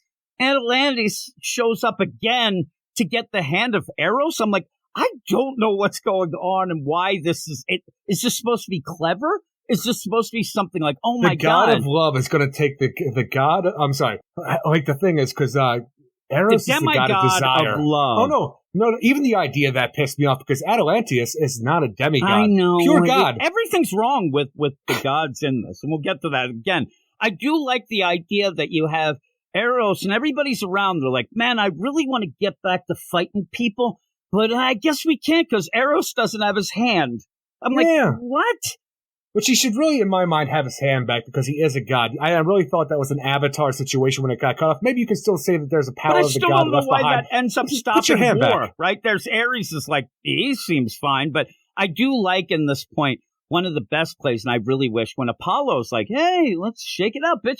I love the idea that he comes over to shake, because that's such the gods. They're so fickle. And this is something that happens every Tuesday. And he goes over, no, I don't like your behavior. That's okay. But once we get this hand, and then Eros is pissed. I want my hand back. You better watch that. Be careful what you say, Eros. If the demigod of love were ever to wield the hand of desire, all the world could cower in anguish. I'm like, so you're going to use this to threaten people to do stuff? Like, that feels like what the gods are kind of doing now, but try to make peace now. So think twice before you next embark upon a reign of terror against the mortal worlds. That goes for all of you. I'm just sitting back there as the god of the assholes, like, the fuck do I care? It's not my hand. Really, I don't give a shit. Exactly. I'd be like, hey, I'm going to go kick some ass, and there's Eros. You can't. I don't have my hand. I'm like, talk to the hand. Get the fuck out of here. I'm going. Now, stranger. I do want to tell you, stranger, to remind you. And we talked about this before, and I did look into it, and some people were talking about it in the Slack. Analytis was in the G. Willow Wilson run. That's where they were. Now I'm going to tell you that giving this hand and what Atalantis says, the story did involve that Atalantis was very obsessed with Wonder Woman. Oh, yeah. And they're the one that ended up mind screwing that whole town. Oh, yeah, I remember. Orgies left and right. Why are they giving them this hand? Well, Atalantians has learned their lesson at this point. I guess. Maybe. I don't know. But I'm telling you, let's put all that aside. Okay, we're going to make sure that the Greek gods don't do hubbub anymore because, Eros' hand is in the hand of the god of love. Okay. What about the rest of the sphere of the gods that were in Earth in issue 1 of Reign of the, and Revenge what of the Gods? To that? We wanted that, too. Why do they give a shit? It just could have been so big. And why would they? You end up, I'm trying to think of somebody out there. There's, somebody in Valhalla. They're like, screw this. I don't care about that hand. In that, though, you end up then having, this play that is so odd that the idea everybody's proud now of Analytis. Oh, my. They just showed up and they were given a hand. They didn't do shit. So they give them a hand. Yeah, really, that's the deal. But yeah, you go from there, and then Shazam tries to hit on Yara Floor.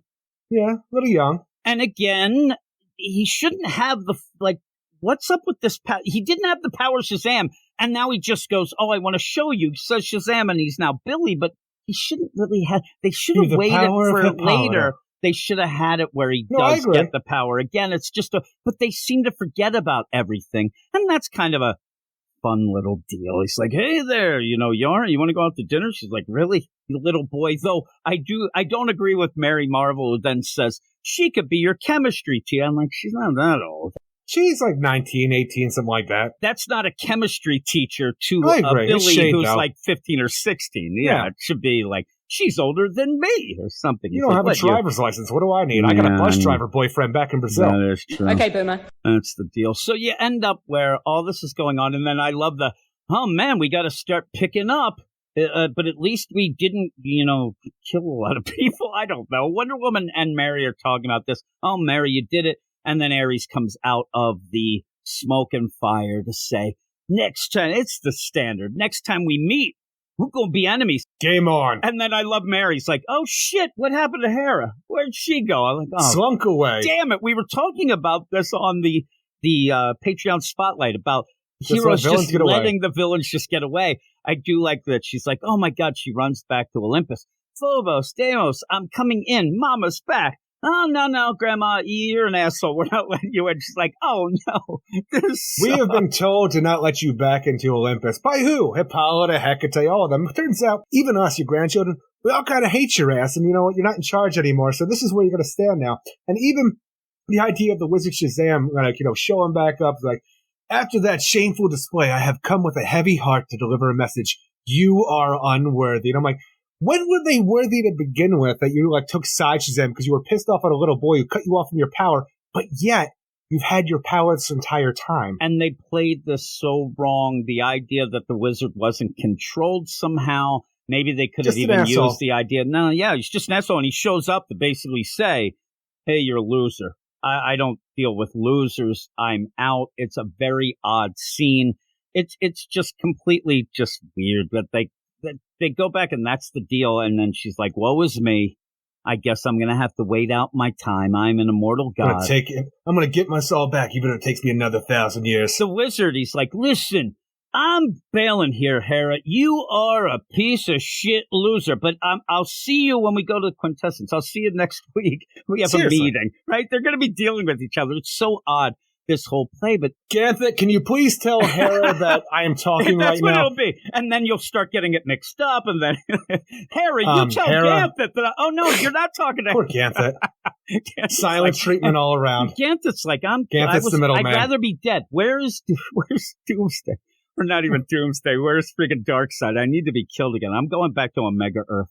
You end up where all that is just, woe is me. And then Hera's upset, but then we continue on. And this issue just kept going on and on because, we have to tie up the whole idea of these zombies. We have the stuff on Themyscira, and this part's written by Becky Cloonan and Michael W. Conner with art by Aletha Martinez, Mark Morales, John Livesay, Alex Gamaris, and Becca Carey. And in this, you have Hippolyta and the rest of the patron goddesses of Themyscira coming to the rescue, like Athena, Artemis, Hestia, Demeter, and what's that? Aphrodite, because she was just in the battle a second ago doing other things, but now she's like, with the Themyscirans, just punching out Hades and doing other things to the point where all the idea of the Lazarus reign bringing back, zombies, anybody that the Amazons have killed in the battles over the last thousands or so years, it's all done because the goddesses showed up and says, you know what?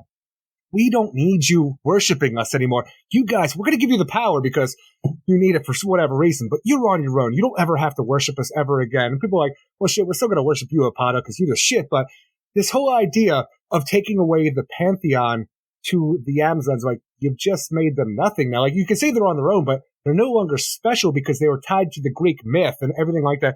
Now even the idea where all the gods were pissed off and on board with Hera because they wanted power, now you're going to take away what little power they had left from the goddamn Amazons. I don't like this. And the idea, like you said, I think that what Clunrad and what they're trying to do, they think they're making it bigger. They think that they're making it so that, you just get this, Eric. You can have the Amazons in Chicago. They could go here, go there. We already have that. And you kind of made it before where that seemed like a bit more of not a challenge. That seemed like they'd have to end up. It meant more.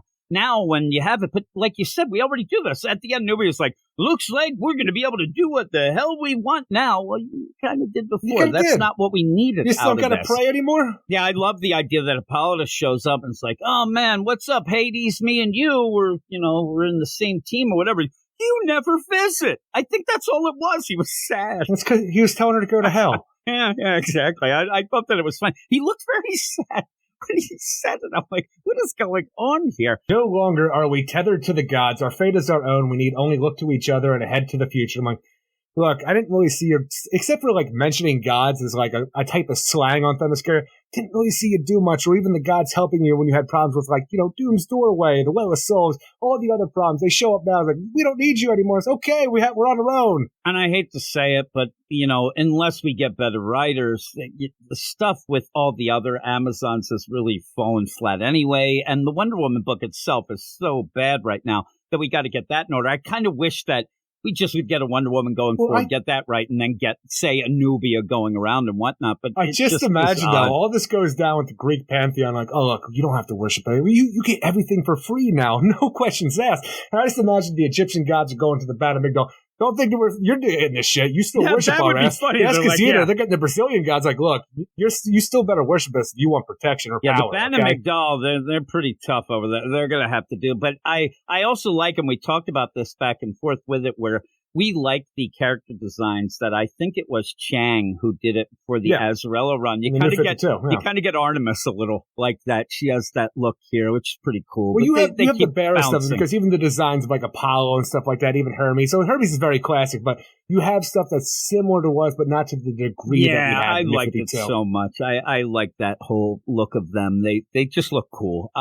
But yeah, at the end, you just end up where, okay, we're going to end up, doing this. And Hippolyta, I love too where I think Farouk is like, I don't trust these bitch gods. Like, they always end up screwing us. Like, oh, well, it's Faruka. I love the idea that there's Apollo like, Oh, she's a wise one, she is, talking shade on me, but it's like, no, I really promise that all right, well, that's fine. We're still going to worship you, Hippolyta, and we will still love you, and they go off, and yeah, it's just kind of tying up this whole thing with the zombies. It was the only thing that really went into the Lazarus reign, and it was nonsense. So at least it barely ties in, does nothing. And the idea that this is even called Lazarus Planet at all just really irritates me. But really, why not throw this story and the rest of that Lazarus Planet shit show, because that's where it belongs with what we get by the conclusion of this whole thing, because nothing matters. But our final part of our story for Revenge of the Gods is written by Josie Campbell with art by Caitlin Yarsky, Jordy Belair, and Clayton Cowles. And now we have the aftermath to the Battle of the Revenge of the Gods, where it's just Billy and Mary just sitting around talking, where Billy doesn't know what to do with himself. So he calls the, wizard, heed my message. And the wizard comes along and talks about, hey, you are not worthy. You're here to take some more power away, you little piece of shit kid. No, wizard. Look, I know you have a big heart on for me. You're all pissed off. I don't think I deserve the power either. You give it to Mary Marvel. She deserves it. I don't want the powers.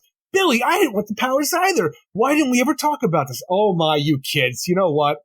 You done did the magic thing right now. You've proved that you do deserve it, but for some reason before, when you took my powers away, even though you didn't, or you cut me off from the power of the Shazam, I decided that only people who have power should handle power. That's why I aligned myself with the gods. I do realize now that was a mistake. I'm sitting there, I really don't know your motivations at all. I know, and what threw me off, and you get right away where Billy's like, okay, well, I have the Rock of Eternity.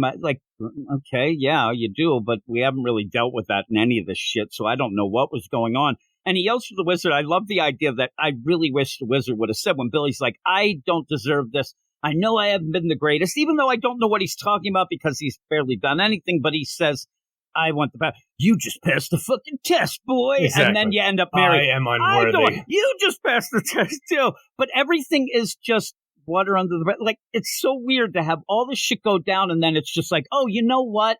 I'm the wizard. I feel bad. I shouldn't have done that. Really? It's such a weird idea, though, because you have this wizard, the original champion, right? He's passing his powers along so it can continue for mortal men, but he aligns himself with gods who want to pretty much put the mortal men in shackles and make them fear and, worship them. This is against everything you believe in. This is why you give the powers to a mortal to defeat people who try to do this. I know, it's so odd. And maybe it could have been where they could have played the idea that when Billy did take on the Rock of Eternity into his chest, and he had that blinked the powers for a second that allowed the wizard to get. I don't know, but there's something. It seemed like he was just jealous. And even the play where he comes, he's kind of angry, but the idea that I don't believe him worth a shit here is because he had just a couple pages ago went to Hera and say, you done lost, you loser.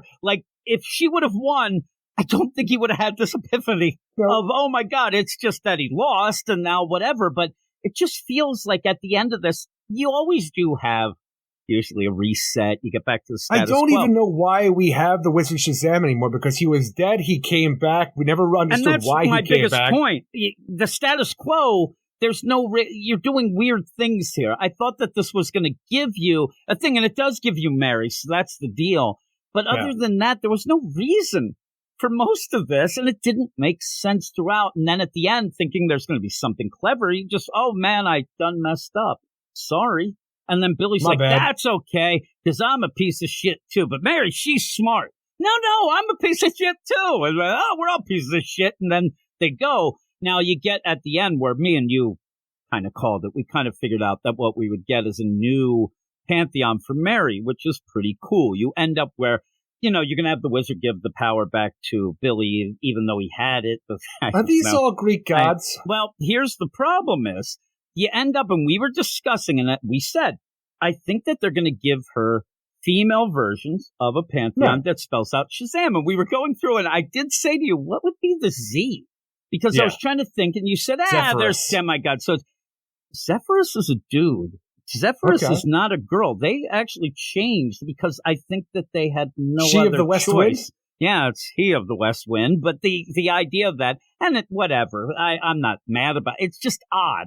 It's very odd that you had to force that issue then, because I started looking up then okay, is there any other Z's or whatnot? And the thing is, though, maybe you can go out to another pantheon, do some other things, kind of like Billy, where they're going with right? all gods, because even Billy, he has gods and champions. Like the wisdom of Solomon was a king. He was just Hercules is a demigod, but the idea that, Mary, you're going to get all goddesses. So I'm like, does this make Mary more powerful in your mind? And again, they're not all, Billy doesn't have all Greek. It's kind of, that weird play. And the gods are giving the power themselves. Like, Billy's got a middleman here with the wizard. Yeah, I know. It actually, at the end, it's like, all right, well, what about Mary?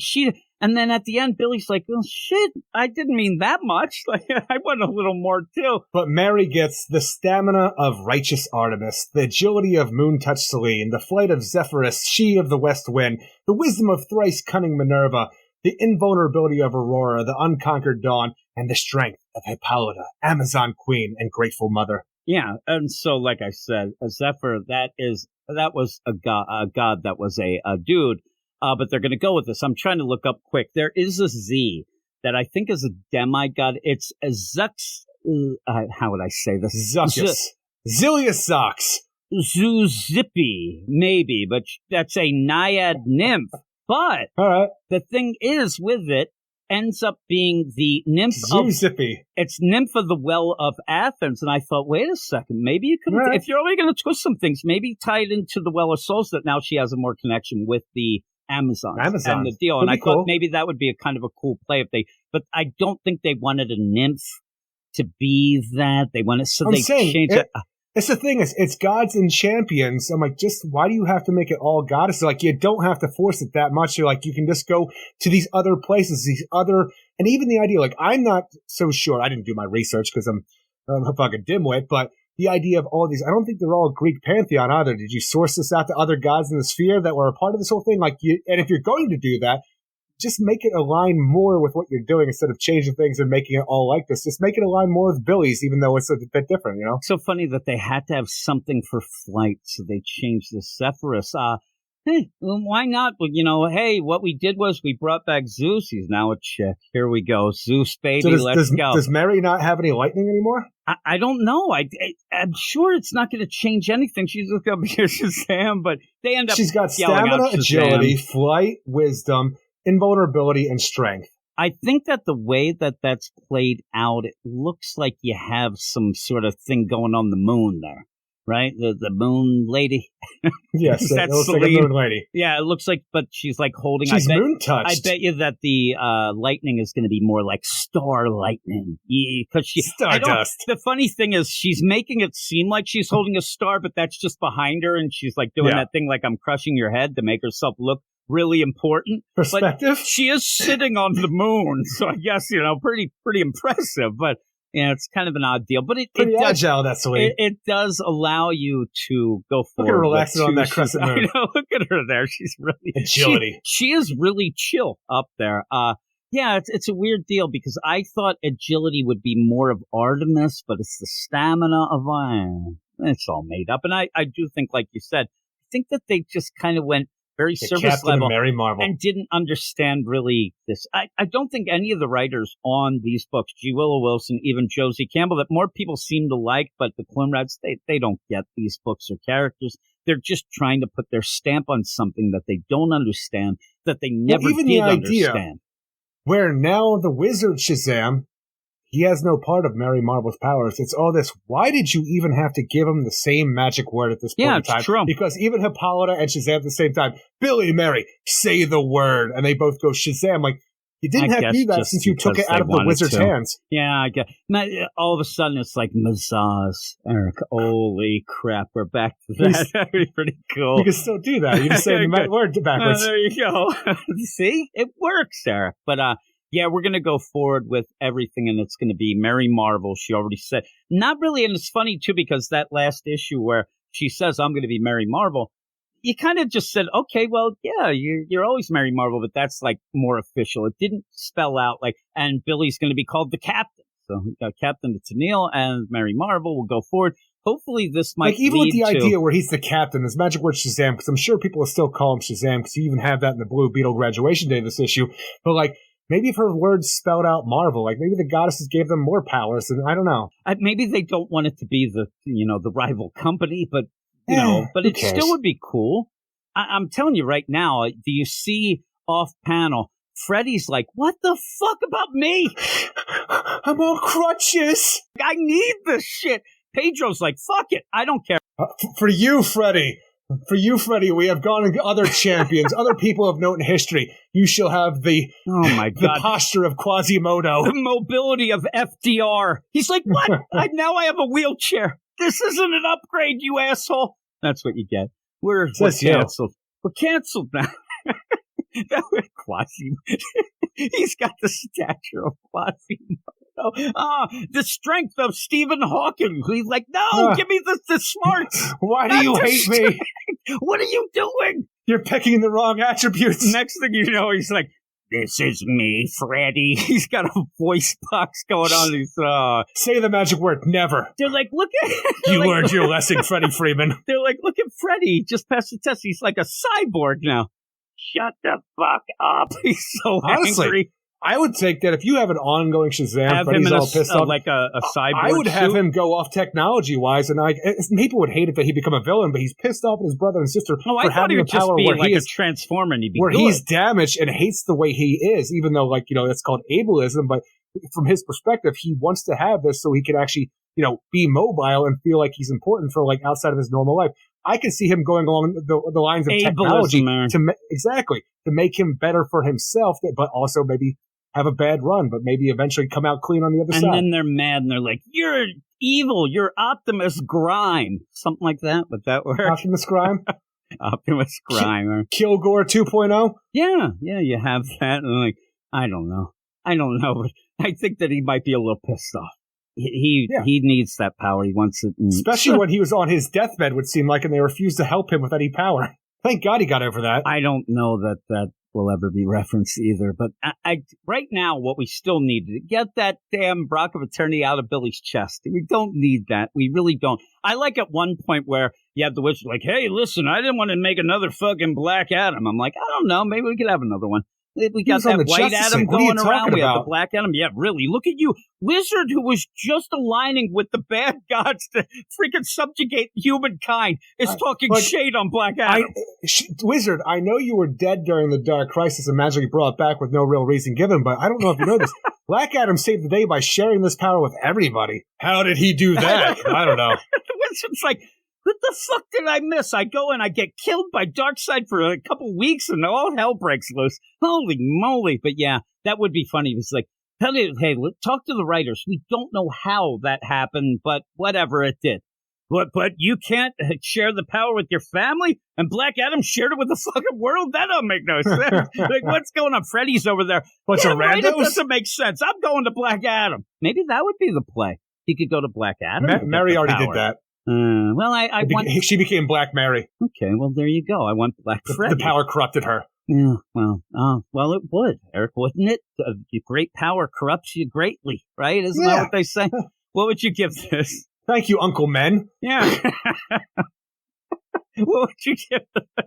Ultimately, I'm telling you, the stuff with Mary's fine because it finally gives her and Billy a status quo that we can have for its own series, which will hopefully make everything even more clear. But besides that aspect, the idea that I do like the art in the main Wonder Woman, actually the art throughout is pretty solid. I enjoy all of it. The middle section is definitely the weakest, but it's still pretty good overall.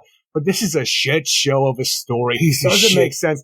Changes story, changes freaking, myth and legend around to suit its own purposes just here. Changes its story within itself to suit its own purpose here. Nothing flows, nothing goes together, and we gain nothing except for Mary Marvel having her own power by the end, which really did not feel like the end goal. And all the stuff that was built up, toss aside because we're not worried about that anymore. We done run out of time. I'm giving this a fuck you 5. Yeah, I think that I'm going to give it the chicken strips as well because it was bad. I mean, just the idea of it not being able to go from issue to issue and keep what's going on. I mean, you ended up with last issue legitimately. I'm going to get, Erebus, and that never happened. And that's big.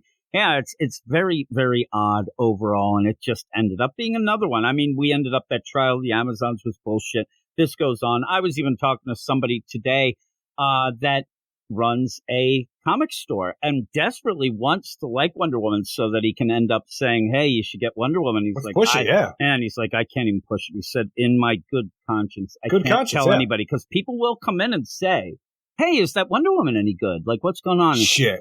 I do like money, but God, and especially now, it's tough to sell any comics. And he's like, I can't, because he's afraid they're going to go and say, boy, this guy. Well, the thing is, I would go to the person like, did you watch Wonder Woman 84 and did you like it? Yeah, maybe. Well, then here, buy away. That is true. That might be the play that might end up working out, because it is that bad. But I know that we were talking in the Slack, and he said that he wanted us to call out the editors, and it's, Brittany Holzer, you got Paul Kaminski, you got all those, but they're the shit show of everything going on. It's the editors, it's the writers.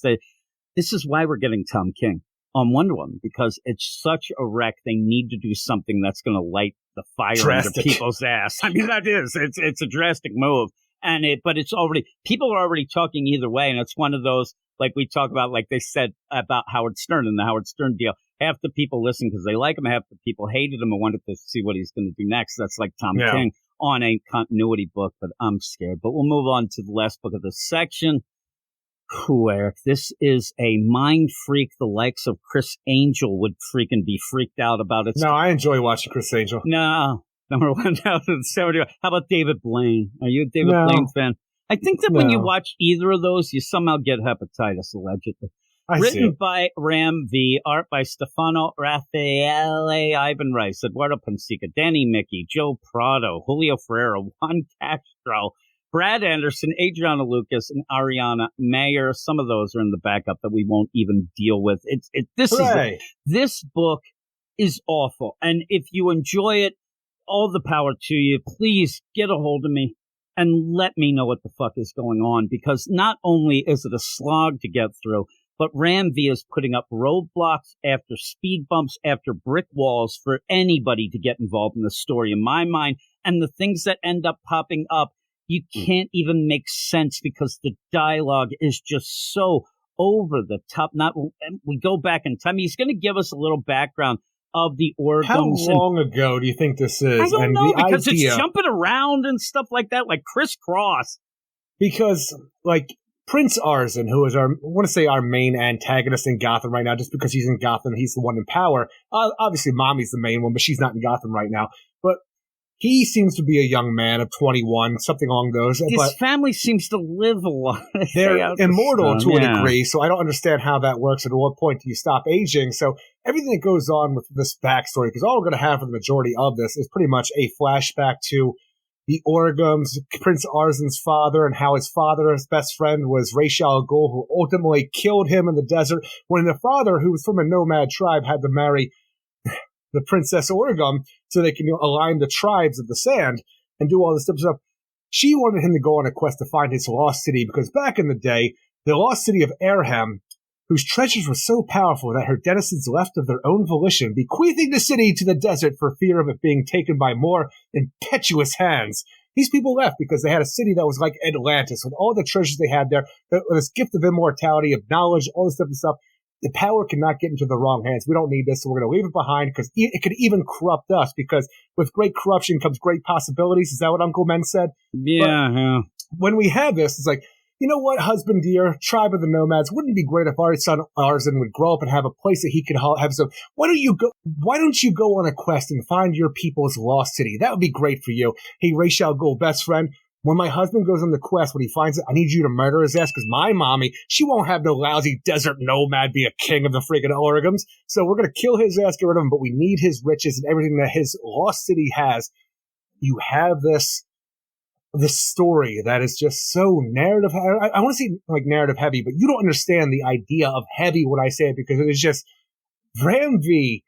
Like, I don't think he could talk like this. Maybe he does. I'm sitting there with a thesaurus trying to make this shit work in a goddamn story that nobody will have fun reading, as far as I'm concerned. Well, and people seem to be, and we'll get to a review by the end, that they seem to be affected by this shit, that when you're done reading it, somehow you're talking poetically and in verse. But in this, I always said before, something like a Steve Orlando and things like that, where you could read this and you're like, okay, when you start saying this shit out loud, it's a mind bender. Also, just when you're reading it, if somebody is like, oh no, it's pretty good, I'm going to reread it, it's so great, just take notice of all the times that he says like. Because this was like that. This was like the sands of a woman of gravity and treacherous depths. Zenda was the son of the chief of the nomads, like the desert wind. Everything, he can't just say, here's what you got, let's go, because look, the story I can't describe itself, this perfectly, so it's like this over here. Yeah, and so... But it convolutes it more because you don't really need to know what Zenda is like the desert wind. I just need to know who the fuck he is. It almost sounds like he's going to Hollywood and trying to pitch a story. Well, it's like this movie meets this movie. Yeah, and that's always a bad thing. And it's always a metaphor. It's always it's all this nonsense when all I want to know is what the fuck the Orgums are doing in Gotham. What this Orgum place is. Oh, shit, you don't even know. They're buying up buildings and media and all this different stuff. They're like, they're going to be in software, hardware, shit. You don't even understand how much stuff the Orgums are buying up. Oh, I would like to understand. I'd like to. They got the hard and the soft power. What? And then they're looking at it, even like some of the progression. And I told you, we said it already. I barely saw the art because I'm just reading and a slog and trying to figure this out. Trying to understand. Points when they're saying, oh, get this, Cass. She was down below in the sewers, and she really was concerned about these people, was doing it, and this was crazy. But she's here now. Why is she standing next to Batman now for him to say, go and see what's going on with those people that you were concerned? I actually thought that they messed up or something, and then that was one of the best parts, I thought, of the story going forward with these little side quests we had where Cheshire Cat, Shoes / Leanne Harper was like with Solomon Grundy, where Batgirl, Cassandra Cain, they were all going to team up in the underground to save the people from the Orgums. And I'm like, now this Cass has to go back to where she already was.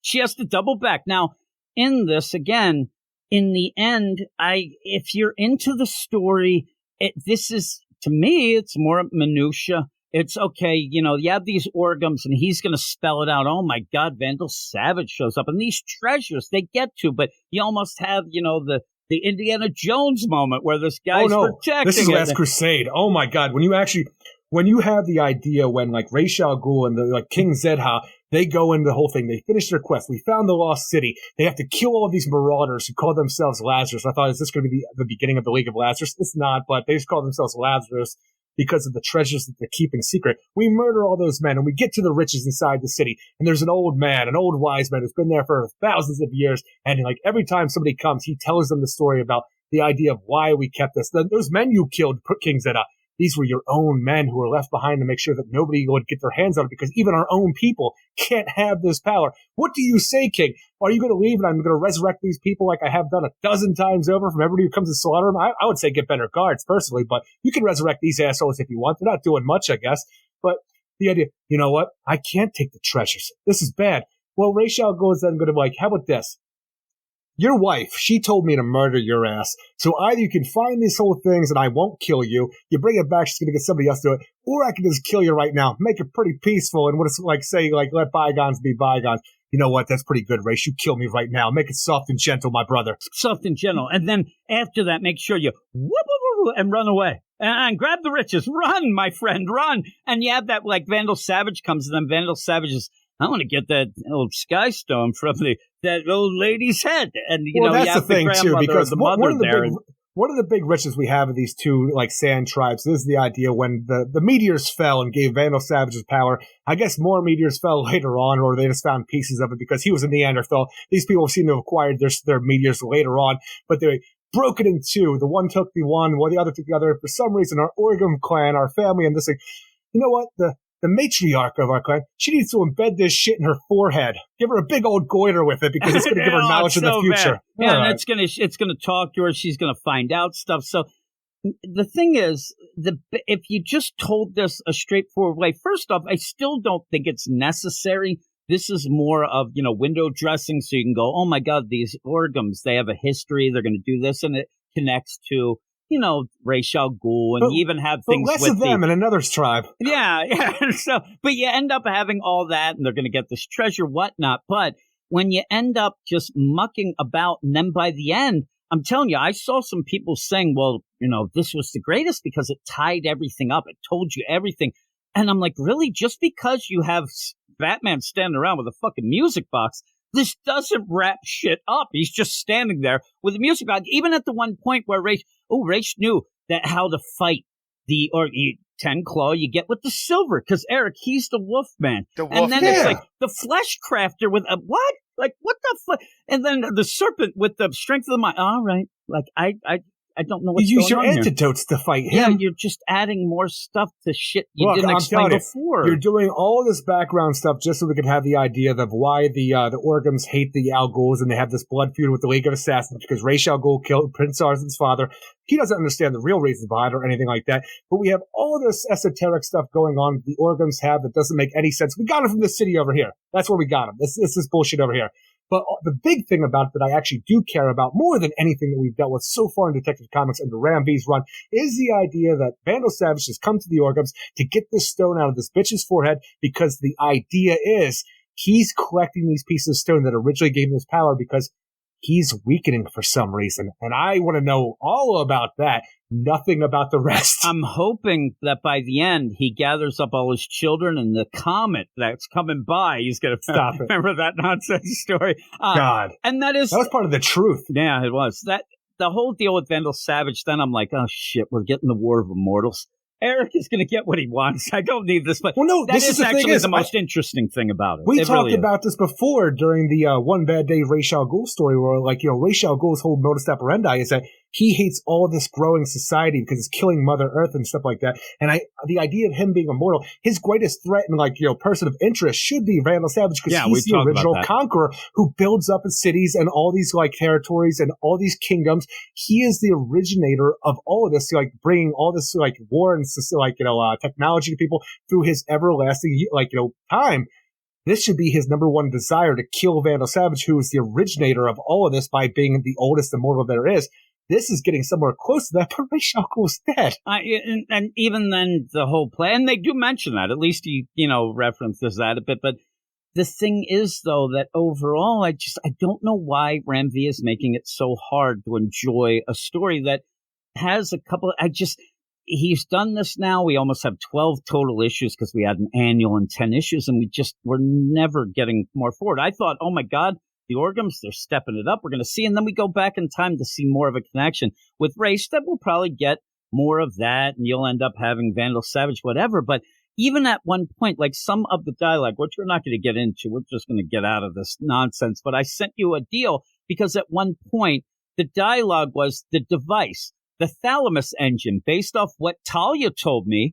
They'll seek to use it at some pivotal moment of inflection in Gotham's subconscious. That's what she told you, did you? I don't know what the fuck that says. And maybe I'm a dummy, but this is it's always just a chore to get through this. And you don't get anything by the end. We barely go we don't go really forward because we go back to show you more things. And it's just boring. It's just overwritten, overly narrated, overly dealed. But yeah, I think that the Vandal Savage kind of thing, that's kind of cool. But I'm all about that. It's adding another thing, though, to the book. I agree. The whole deal. The thing, though, with Prince Arzen's father and the idea that he blames the League of Assassins and the Al Ghuls for the death of his father, when his father does find out about the city and makes a choice, so after he's told that nobody can have this power, the thing that Ra's al Ghul tells him that I did enjoy, though, but if you go home now, she will know you found the city. Then you must either betray your people or fight the mother of your child. And if you do, what of your boy Arzen? Shall he be made to choose his allegiances at this age? And if he chooses you, what then? My queen was willing to kill her husband. What fate awaits the child who rejects her? You came here to accomplish a task of honor, to find something worth saying. These are your choices, my liege. The city, its treasures, the honor of its people, your life, or your child. What will you save? And then it's Zedan of the desert mind. I'm sorry, Zedhan of the desert winds made his choice that day. My father, never a man to shirk his duties, gave his brother a painless death. So it's yeah, this is some bullshit. And it's Ra's, kill me now. I'm telling you, all that had to be was hey, listen, it ain't going to work out if you go back because shit's going to go wrong. I'm going to kill you. Also, though, that was to set up, too, because then we're told that Batman, he's going to have to choose the city of the people as well. Yeah. But yeah, But then you have the idea, Master Arzen, it is time. this guy is presenting him just a music box with a skeleton of a horse on it with some music playing, and then all of a sudden Prince Arson's eyes are glowing green. He's got light up tattoos on his face like he's fucking Mike Tyson. I don't know what's happening here because I don't understand the story of the asthma, the thalamus engine, the reality engine. Because I don't think anything was really played out. The music boxes, we got Wolfmans, we got goddamn body manipulators. It's just so much going on. And now you have flesh crafters and the serpents. Flesh crafters, that's what it was. Yeah, and I'm saying, and now Vandal Savage is coming to town for the final battle of Gotham City, the heart and soul. But the funny play is like we've gone on so long, and like, oh my god, and now you throw Vandal Savage, which we do like, but it's like... I'm still waiting for Batman to do something. Like, are you doing this? Well, he is, Eric. He has the asthma and their weakness to cold. He learned that. He's got the music box. He learned the language of the strange music. Oh, I like to call that country music, Eric. That's what it's Dude, actually... I'm just telling you, when you have this narration, I know you have learned from your battles the asthma and their weakness to cold, and their language of strange music to fight Ten Claw with silver and the flesh crafters with your antidotes. But they will make you choose, Bruce, between the city of your people. This the idea, like, you have learned their language of strange music. I'm like, I wish I'd learned it. Well, it'd be funny because obviously we can't hear it, but I do think it's mumble rap. All of a sudden, he's like, he opens it up. It's language. And he's like, I understand this. I really like the kids down at the rec center. They love this shit. Yeah, all of a sudden, Post Malone's in the background. He's doing his shit. But yeah, and then Batman goes down below and he's like, I'm in the tunnels. The festivities have begun. Now, who the fuck is this? Festivities for the organ place we don't understand. Roger that. Where are you heading? Is this the same organ place that they're building over where the old Arkham Asylum was? I don't know because it looks now like it's almost like Arkham Tower. It's like right in the middle. I don't know. Like you said, you got Mike Tyson tattoos. Probably somebody's raging pigeons in the background. I don't know. And then it says the opening of the organ place can't be a coincidence. Oh, it can't. What the fuck? And I'm underground, a complex beneath the building. But again, I ended up talking to some people and saying, like, I still don't really know. And they were like, oh, it's a hall of records. What? It's this, it's that, it's a hospital. But in this, we're like, it's got all the powers. I don't get it. I just don't get it. Soft power and hard power. Yeah, all of it. I got the soft power, unfortunately. They got the social medias, too, they bought up. Yeah, they got the social medias. They bought up the TikToks and all the stuff. They got streaming services. They're doing, like, crazy dances. It would be funny. Gail Tenclaw's doing some werewolf fucking dance. The Wolfman. Right? Yeah, he's doing the Wolfman. Everybody, I want to see all the organs they set up and they do Thriller. That'd be pretty cool, right? Honestly, I was trying to think of what the Wolfman would be. I just realized I'm doing Thriller here by myself. I was just doing it as well, though. What happens is they do it a little earlier. Lazarus Reign's going. Everybody on Themyscira, all those soldiers, they're doing Thriller. Oh, yes. And then that would have made the story 10 times better. The wizard is the one who turns around and laughs for some reason. He's cackling because he did some really shitty things that he got away with it, so he's laughing. But overall, again, this book is just, hopefully something comes about. Hard.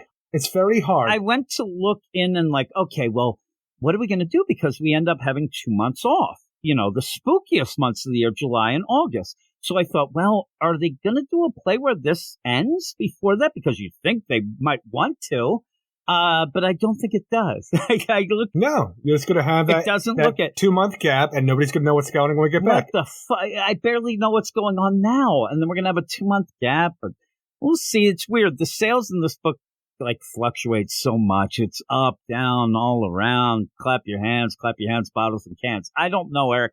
I don't understand why anybody would like it, but I did say I wanted to read a review, and this is what happens when you get bullshit. And somebody wants to describe it in a way to match that bullshit to maybe impress Ram V. You get a review that says, I don't even know what this... Detective Comics was already a banger, and then V and company stormed the gates in a cloud of midnight to paint Batman's world in a deeper shade of black, while Spurrier gave us a maddening tour into the pastel hellhole of Gotham's quagotic underbelly. There are no disappointments to be found here with its great storytelling, majestic art, Cthulhuid inks, dashing hues, and crisp letters. 10 out of 10. And I did want to mention that I said before, right? Yeah, really. Oh, this drink. I mean, oh my goodness gracious. Please, just call up Ram V and ask him out for dinner. You end up by the end of this, though, I said at the beginning, every book that we're talking, all this bullshit, every book except for the Lazarus Planet Revenge of the Gods had at least 1 10 out of 10 in the reviews this week. And this is why people don't fucking care about these written reviews anymore. They're just nonsense. And even that, the Revenge of the Gods, there's a 9.6. And it's like the same people over there. They can't find a book that they don't like. But what would you give this? Ultimately, I give this a 5.2 out of 10 because I am interested in the Vandal Savage stuff because I do care about their character, but that's pretty much mostly what I care about here. And I enjoyed the art in this, even though, like you, it's hard to look at all the art because of all the times you're trying to sit there and understand when what's you look being at laid it down. afterwards, right? Yeah. That's why I'm going to just give it a regular 5. Just give it a 5 and get out of there. It's one of those. It's like, this is.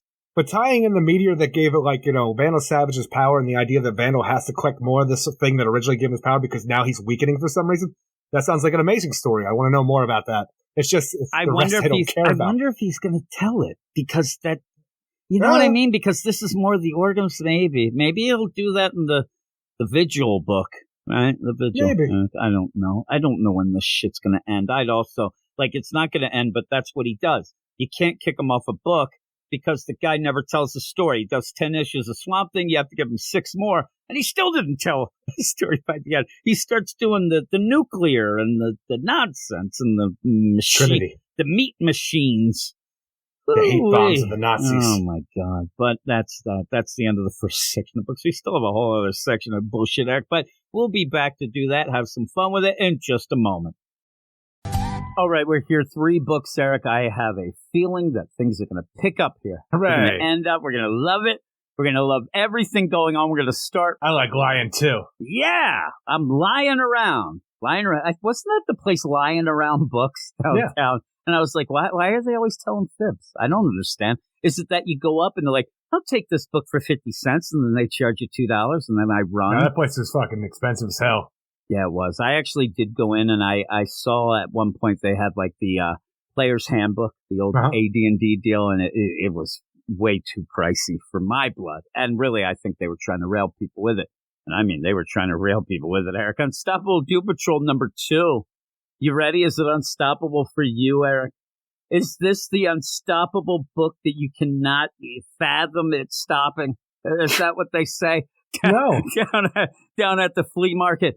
It's written by Dennis Culver, art by Chris Burnham, Brian Reber, and Pat Brousseau. And it's a weird play. This book, I've heard people tell me that this was a better jumping on point for people because it explains more. Then I saw Gazer who says that it's the opposite of that. It is, in my mind. And then you end up, and I agree. And so we've had some people of the Get Fresh crew where, they know that this isn't going to be my thing anyway, but I want it to be. I seriously, I want to get into this. I really do, but... You're gross and weird. You could be a Doom Patrol member. Yeah, and I want to get involved just so I enjoy when we're going through it. And I'll tell you, I didn't hate this issue. I just don't really have any feeling about it by the end. And if you ended up at the end of this issue saying, we're done with this book, whatever. If you say at the end, we're going to continue, whatever. It's 6 issues. We're continuing. Yeah, so you end up going with that. And I don't know. It's just a play, though. I did get sad by the end where we see a kid blow up. And I thought, I don't know that I needed that. I don't know that you needed to go that far. I got a little sad. But even then, I don't know why, because there's no real connection. And I was going to say, what did you care about the kid named Worm? All I cared, because that's almost like my name, Eric, Wormer. Wormser. Then I'm really sad. No, I don't like seeing kids blowing up, except on the social medias. Right? I like when their TikToks is blowing up. Can't wait to follow these children. The thing that I said that I heard from Dennis Culver's Twitter that I was worried about was he said, I'm going to introduce a ton of characters. So when we get into it, he does, but it doesn't really matter that much. But there's just characters who pop up out of nowhere. I'm like, did we know that person? Is that's somebody different? Degenerate. Yeah, and then you end up, Degenerate's there, but you also have the guy who gets out of the pool. Flex Mentallo? No. Well, I'll tell you when we get there, because actually... I'm trying to remember which part the pool was now, where Flex Mentallo, Flex Mentallo was at the gym. Then you also had, Do you think the think tank Mento? Oh, no, that's not a pool. No. I'll point it out because you do have a lap pool going on that at the one point you have an octopus in it. The one thing, though, that when you see this other character, kind of looks like it, because of the art, looks like it almost is Beast Girl, but it isn't. So we'll get to that. It's a very quick issue, though, actually. It's not anything of a slog. It just ends up where you jump into this, and you don't really do much in this issue. You do go back to HQ. You do try to figure out some things. And so when you go in, I sent you something that I didn't know that you took a look at. But legitimately, I guess this is a joke. They're throwing shade at the X-Books and the whole Jonathan Hickman data pages of the X-Books because it's exact, and then you end up having Jane say, I don't need this crap, and crumbles it up and throws it down. I'm like, that is a weird, obscure joke to be telling because it's the thing is, it kind of makes sense, and it really does feel like this is a throwback, almost a reject from the new age of DC heroes that we had before, where we have the Unstoppable Doom Patrol, where they are the DC version of the X-Men. I think they came out a week or so before the X-Men, but they never did as good as the X-Men, even though the X-Men were canceled as well at a certain point. But this is pretty much the X-Men thing. And even when we have the 6-issue mini with it, we have the Doom Patrol going out and collecting metahumans that were activated during the Lazarus raid and bringing them back to our, school for gifted youngsters, essentially, to see if they can work on their powers. This is an X book. Wink. It is. And it's going to be X in my whole pull list, Eric. Boom. It already is. But you end up where... in my whole pull list. Yeah, it's an X in my whole pull. That didn't come out that great, but... they end up where you just get thrown in here. They do get another, and at least Dennis Culver is getting to the point they go and get somebody else, and boom, we're back to HQ, and it's Worm, but that's a plan. Yes, we have General Blanche and we have Peacemaker working together, trying to infiltrate what's going on with the Doom Patrol's headquarters and figure out what's really going on and how we can take them down. So when you have these Peace Hammer robots going around taking out this metahuman named Worm, who's just a young boy who has a sentient worm that lives in his belly, that comes out of his belly named Velvet, we're going to bring him back. He's already a Suicide Squad member for some reason to a degree, even though it seems like he got his powers during the Lazarus reign. We don't have a Suicide Squad or even Argus as far as I'm concerned right now. Who knows what's going on, but we don't have a Task Force X. I don't know how this kid was a part of that, but he's been infiltrating the shelter and the Doom Patrol to gain intel for Peacemaker so he can continue to make America great again. Yeah, and I do believe that Worm, he ended up eating uncooked pork. He got some tapeworm going on. It's a pretty good, weight loss program. But you end up where he's kind of cute, and you end up Beast Girl takes to him right away. Child. Well, I'm saying though, that's what they're not going to make it like. I'm just trying to talk shit on you. Degenerate. You're going to be like, I don't know about this sus guy, but if you're going to infiltrate things, you end up, and it's be trustworthy looking. Though it seems like that might have been the opposite play, and they realized it before that, or it could just be through this therapy. Who knows? But you end up by the end that they actually realize that this is somebody who's kind of there doing some sus things. But unfortunately, it's too late. And I'm like, why is it too late? No, this is a kid. Oh, my goodness, it's now 4th of July. But yeah, you go into this and you get to see, and I always like cross sections. But the problem is, and I do always like Chris Burnham's art, but some of this stuff that I think would be cool, you're not seeing it close up enough that it makes it cool. But you see that stuff going on, and then you see Flex Mentallo. You're going to get a bunch of characters that are, hey, look, we have the gangs all back. They're all here. That's cool. But you're not really guiding people in with anything. You got more training going on here with a freaking big old spread page than what we had in the entirety of Teen Titans Academy. That is true. I mean, actually, they are doing that. Now, what ends up happening when they go to Flex, and it's Beast Girl taking Worm around, giving the tour, which is a cool way to. You got a new HQ. We can see some stuff going on for the new Unstoppable Doom Patrol. Why not? Yeah, and while that's going on, Jane ends up running into Dr. Calder, who he seems to be upset because he's not the lead anymore, and he's going to get some little shady stuff. It's just the weird stuff with the progression of the story, because while you need to, progress your idea that, General Blanche is pissed off the Doom Patrol, wants to take them down and learn exactly what they're doing with the help of Peacemaker, you have the whole idea that, Worm is infiltrating their HQ now, getting intel back to General Blanche. But when you have all this stuff thrown at you, like Robot Man, all right, everybody, it's a Tuesday. I'm off. I'm going to go ride my motorcycle over here to Dorothy Spinner's grave. They don't tell you anything about who Dorothy is for anybody who's jumping into the Unstoppable Doom Patrol. She was a former member. He took her off of life support. I did my due diligence, so I ended up. But that's the thing, though. I don't mind we do that, but you shouldn't have to. Even the idea of Crazy Jane having a personality that's now calling herself Chief, she's in charge of the Doom Patrol and refuses to give, the Doom Patrol back to freaking Niles Calder. And he's trying to fight, work his way back into becoming Chief. And this fight they're having inside, this inner turmoil that they're having with who's in charge of this team, because is it the old guard, is it the new guard, what's going on? You don't really have enough here because you don't really understand who Niles Calder is if you're coming into this fresh. I know, yeah, and that's true. And again, where I end up, because we're talking about it, but if I was buying this, I'd be mad that I'd have to look at, I want to be guided through this, and any writer may have a different version and a little slight deal, so I'd like to get it from them. But the problem is that if I go and say, Dr. Calder, okay, well, he's the leader of this, that's still not giving me that connection to the book that I need. I now know who he is, but I don't have a past with him. So what you need to do as a writer is give me that in these scenes, and you're not really getting it. Also, when you see Flex, it's always kind of goofy. I always like Flex Mantel, and again, a character that I know of. But in the background, you got Lava Guy, you got Crickback and Big Hands. You have all these things going on, but are we going to get to them? Are they just there as window dressing? Now, here's the thing that I was talking about earlier. You end up where somebody comes up, hey, Captain Trainer, talking to Negative Man. What if I told you? Don't call me that. But because we're so pulled out, actually does look like, and I think some people might think that is Beast Girl, but it's an actual other character. It's the introduction of another character. That's why he says, my name, I'm going to go with the Silo Simon.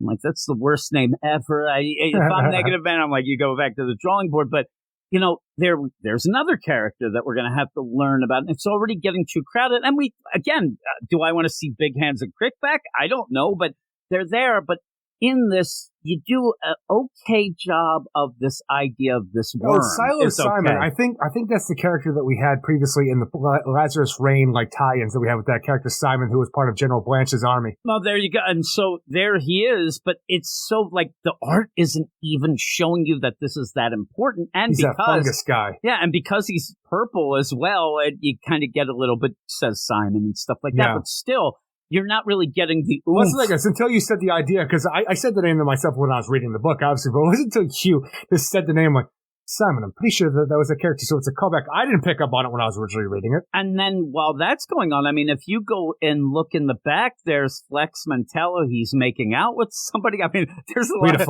weird things. Yeah, so but again, that's in the background and not really playing it out. He just says, "Oh, Rita, hi, gorgeous." I'm like, "Ooh, wee."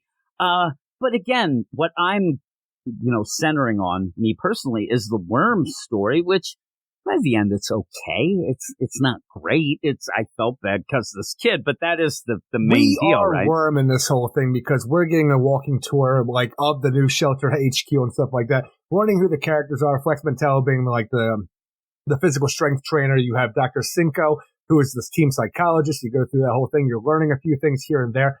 But it doesn't feel like it's enough for the main team, the main roster with what's going on, because even when you have the thing where it's like, all right, Worm, you're going to go, you have to go around and infiltrate more stuff because we need more intel. They go on, the think tank is being rebuilt again. Mento's in there. It's going to amplify its powers. We got to shut this shit down. And I don't know if it's because Mento sees the kid, tells him you can't be here, that he alerts the rest of the Doom Patrol for them to say, hey, we know you're a spy. We got to take, look, it doesn't matter. Just, can you please save Velvet? They're going to try to blow up my brain because I wouldn't play ball with them. Because the thing is, as much as you guys are creepy, kind of creepy too, kind of like you guys, but I don't get to stay. The shame of it, They're right? going to blow my head up because I was part of the Suicide Squad. I disobeyed orders. Just take my worm out of my belly. Hold on to this little guy, Velvet, and please just let me die with some dignity. Yeah, and then dignity, you get Robot Man, tosses him in the air, and he blows up. I'm like, oh, he's dead.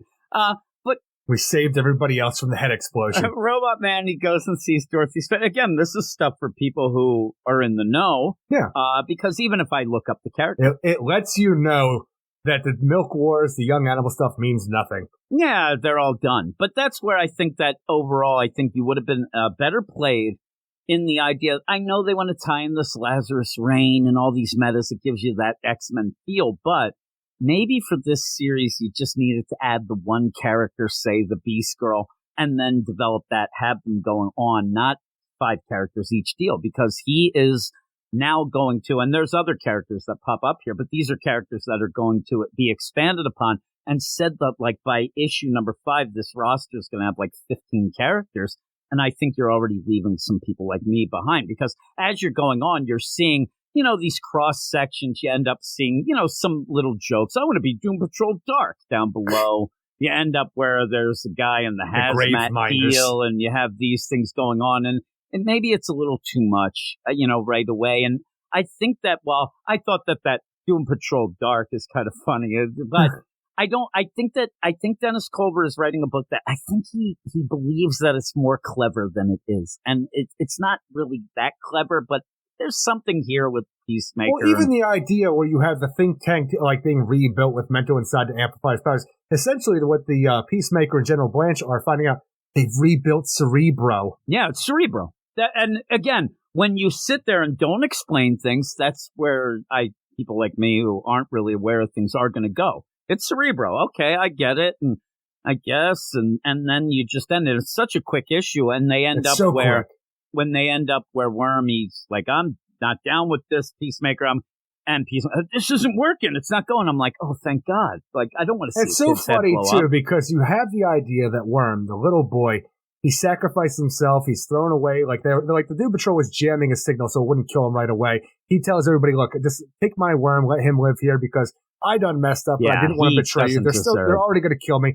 And then Robot Man throws him away so he doesn't hurt anybody else when he does explode, because there's no way of stopping that at this point in time.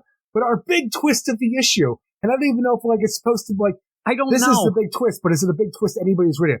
Don't worry, General Blanche. We might have lost an operative in Worm, but the metahuman that we actually had, our real metahuman operative, was Velvet, the actual worm in his belly. I'm like, and now he lives there, so we have an operative on the inside that nobody suspects. I'm like, all right, cool.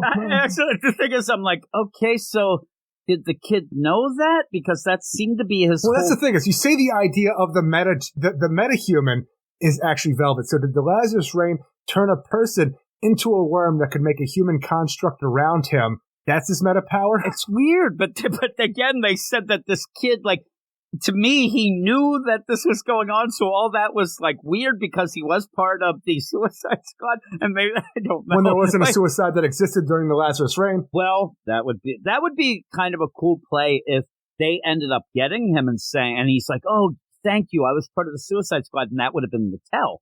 Oh, this can't be real because the Suicide Squad wasn't around then, and maybe you're like, oh, that's kind of clever, but it wasn't that. But by the end, I kept thinking, like, wait a minute. Did Worm actually know that Velvet was the meta?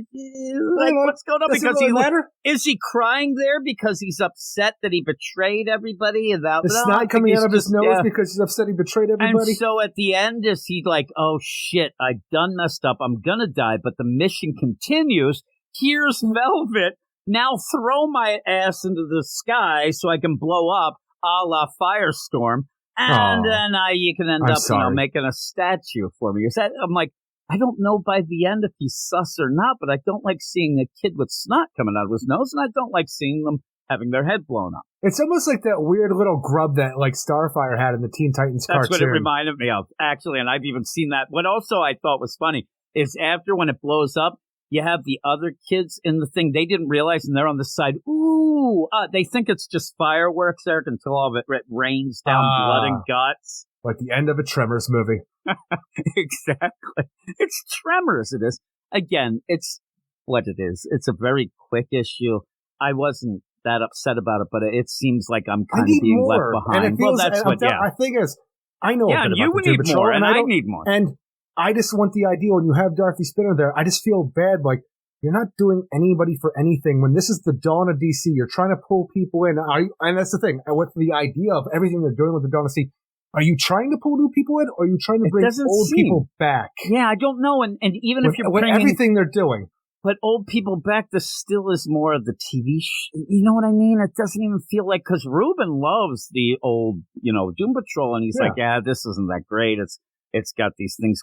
So I don't know what it's doing, but we're already past the point. It just feels like it's parodying the X-Men. And like I said, the whole feel of it is a reject of the new age of DC heroes. But it went really good with the new age. I'm surprised it never really would have, yeah. And so all this going on, we're going to be halfway. We're already too far in I think I wouldn't be shocked if this was written during that time, but was shelved when that failed, and they just reworked some stuff here for Dawn of DC. Yeah, it does feel like that, though. It really does. And again, I kind of like the character of Beast Girl, but 2 issues in, we don't really know much about her, and so fight or flight. If next issue all of a sudden we got what I need and want, that's going to be too much for a 3rd issue for people like you who already know. We're not going to get that much for have these new characters, and I think that it's kind of just a mid book. It's okay if you like the TV show. I'm sure that you might like it a little. But then again, you did, and you don't really like it. But I did see some people liking it. I am so far behind on the TV show. I don't even know what season it's on for the finale because I know I'm seasons behind. I believe it's on the season Paprika. But we will end up, what would you give this? Ultimately, I'd give this a 6 out of 10. The art's not really my thing, but it does its job and it looks good in certain spots.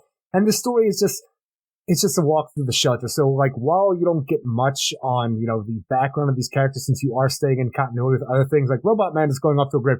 It's a different team. You wouldn't recognize it, but you'd still like it, Dorothy. That does nothing for anybody who's coming in fresh, and I felt bad for that. They're like, okay, I'm walking around. Here's the shelter. Here's some characters I recognize. It's like a walking tour. Exactly. And it does its job okay while making other parts really hard to understand why they went in that direction. And it's funny. Now I'm wondering if Velvet needs, like, some other carcass steel of a stomach to live in. I'll be your host.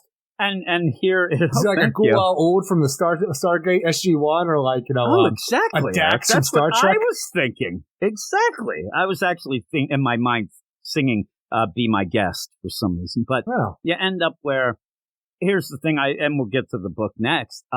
Maybe what you could have done with this is give 6 issues, you get everybody on board, you start doing things, and then the hope would be you'll get more to continue, just like the Blue Beetle is going to continue. And this is a book that I could see them continuing, but, you got to get everybody on board first, and maybe that's the shame of it, because I like Chris Burnham's art. The best part of all this is I have a higher score than you, but it's mainly because I like Chris Burnham's art. I'm giving it a 6.5. Not that much higher. I gave the last issue a 6.5, but I thought that did more to introduce people to who the core team are. Exactly. This one, I feel left a lot of people in the dark with what it was trying to do, with the exception of the walking tour, and we have a traitor in the ranks. It's a weird play. I did get a little bit of feels for this kid that I shouldn't have, but I'm grasping for anything to connect myself with this. So I connect to the kid with the worm who ends up getting blown up. There you go. So we'll see what happens now. Exactly. But we'll move on to the next book. And what is it, Eric? It is a finale, Jim. It's Blue Beetle Graduation Day number... Yes, it is. Yes, it is, for now. Blue Beetle Graduation Day number 6, written by Josh Chirillo, with art by Adrian Gutierrez, Will Quintana, and Lucas Gattoni. And now it's all...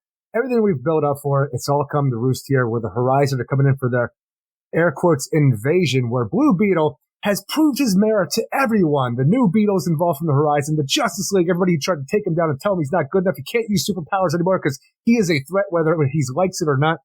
Now he has new powers for whatever reason, and he's in charge of everything. Everybody says, go for it, kid. Charge. I love the idea that through all this, it's like, listen, you're going to Palmyra City. You better not do any of the superheroines. And now all of a sudden, it's a straight up what they think is an alien invasion. You go for it, buddy. We'll be right over here. You go for it. The problem is, and this is where I was talking to you before we even recorded, and I think that the Doom Patrol is this as well, and it's definitely in the next issue, the Harley.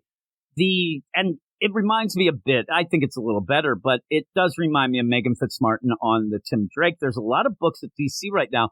I don't seem to know how to set up the stories or the characters, because in this, these other Beetles, those should be the most important thing going with this. And yeah, they're there, and I kind of know they're connected, but I don't know really anything about them. And so when you get One's a goth girl. Yeah, I mean, we get that, it's like everybody's always playing catch up to give you a little bit of these character moments or little things, but I really don't know anything about them. I did like that, Jaime backed them up, said, they're okay, they're with me, we're going to figure this out, that's fine. Okay, you're in charge for some reason now, Jaime. It feels like out of nowhere this issue just gets plopped in because it's the finale and we weren't not at that even point that, though. Yet. But, we're not at that point yet. But the thing is, even to get to this point, Cyborg blasted Jaime with that thing that killed him but awoke the true power within Kanchi Da, and now he has a new power to his suit that's just it's not explained. He's just more powerful now, and he can talk to Kaji for whatever reasons. The jamming device that the Horizon were using to block the reach, it's okay now, and he's more powerful. But like Superman in Action Comics, where they keep saying he's more powerful now. I don't know what that means because he's just Blue Beetle. Even with the point where his costume changed a little bit, they're later on just regular Blue Beetle costume. So it's like you're not even continuing on with the idea of like his appearance has even changed. No, yeah, and he says, "Oh man, I'm upgrading all that." And again, this feels a lot like I'm telling you, it feels a lot like a lot of books that we're getting, like a Tim Drake or the Harley and things like that. That things just happen to happen, and they end up where you almost get the idea. Oh, this should be big, but is it? Then we're dealing with the Horizon. Now, this whole time, how many issues after issue are we going to get? I mean, there's only 6 issues, but yet we all know that the Horizon coming down, they're not bad. We've been spelling this out over and over. Starfire hasn't shut up about it. Yeah, and so when they come down, so I still don't know why she's here. Alien invasion. Wait a second, you have told us over and over that this isn't the case. Yeah, but now the big problem is they're sending in another signal, and now that I can have this new powers and Kaji Da's back talk, he can decipher the code. Oh my God, their ship is damaged as an SOS. Yeah, All hands on deck, everybody. I'm Jaime Reyes. I'm in charge. I have new powers now. I can take the brunt of this.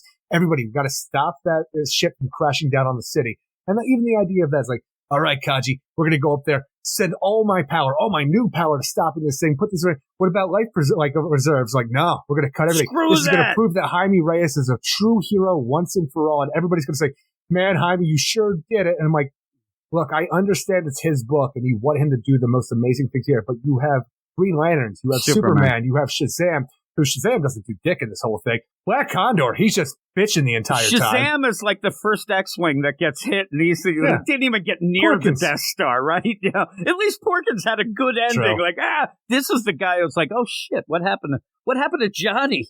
Oh, he didn't make it. He actually crashed on takeoff. I know I have a new ship. We have this damaged ship going on. It can take out this entire city. But Superman, Green Lantern, you need to trust these powers that you don't know and I don't understand and I just got. I'm going to take care of it.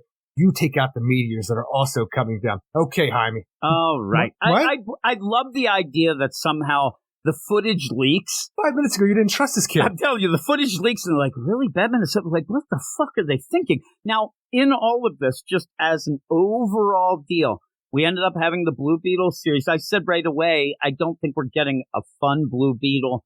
You are handicapping them from the bit. I wanted to get more of a fun deal to get people on board. But by the end, this series was handicapped Blue Beetle, kind of hangs out with Ted Kord, a little fights these other ambiguous at points Beetles. We have Fade Away. Yeah. And then at the end, you don't have an alien invasion from the Reach. You have this new Horizon. And what you end up happening is, they steer the ship into the bay. That's it. That is actually the whole series. And then I'm thinking, that's going to cause a tsunami. That's going to cause a lot of problems, right, Eric? Now we have the new Beetles, Dynastus and Nydia. And Natit, how do you pronounce that? Who knows? And nobody even knows. But the Horizon are here like, you guys didn't finish your job. We have a Reach scared right here. We have to kill him right now. You don't understand. He was able to go against his program. Kanji Da and Jaime Reyes, they're good. You know what? I recognize this Scarab Kacha. He was the worst weapon the Reach had, but you know what? Seems like he's pretty cool now, but the problem that we needed to have, we came here trying to get away from the Reach, who fucked us up but good, like they always do. You were able to overcome the Reach, but we need a new home. Can you find us some? You know what? I think I speak for the rest of the planet, me being Jaime Reyes and my new powers. Jaime Reyes, who just moved to Palmyra City 3 weeks ago, is allowing an entire civilization to move in. This is my home. I'm like, you just moved here. You've been bitching about being here the entire time. But you're like, this is my home. You all move it in.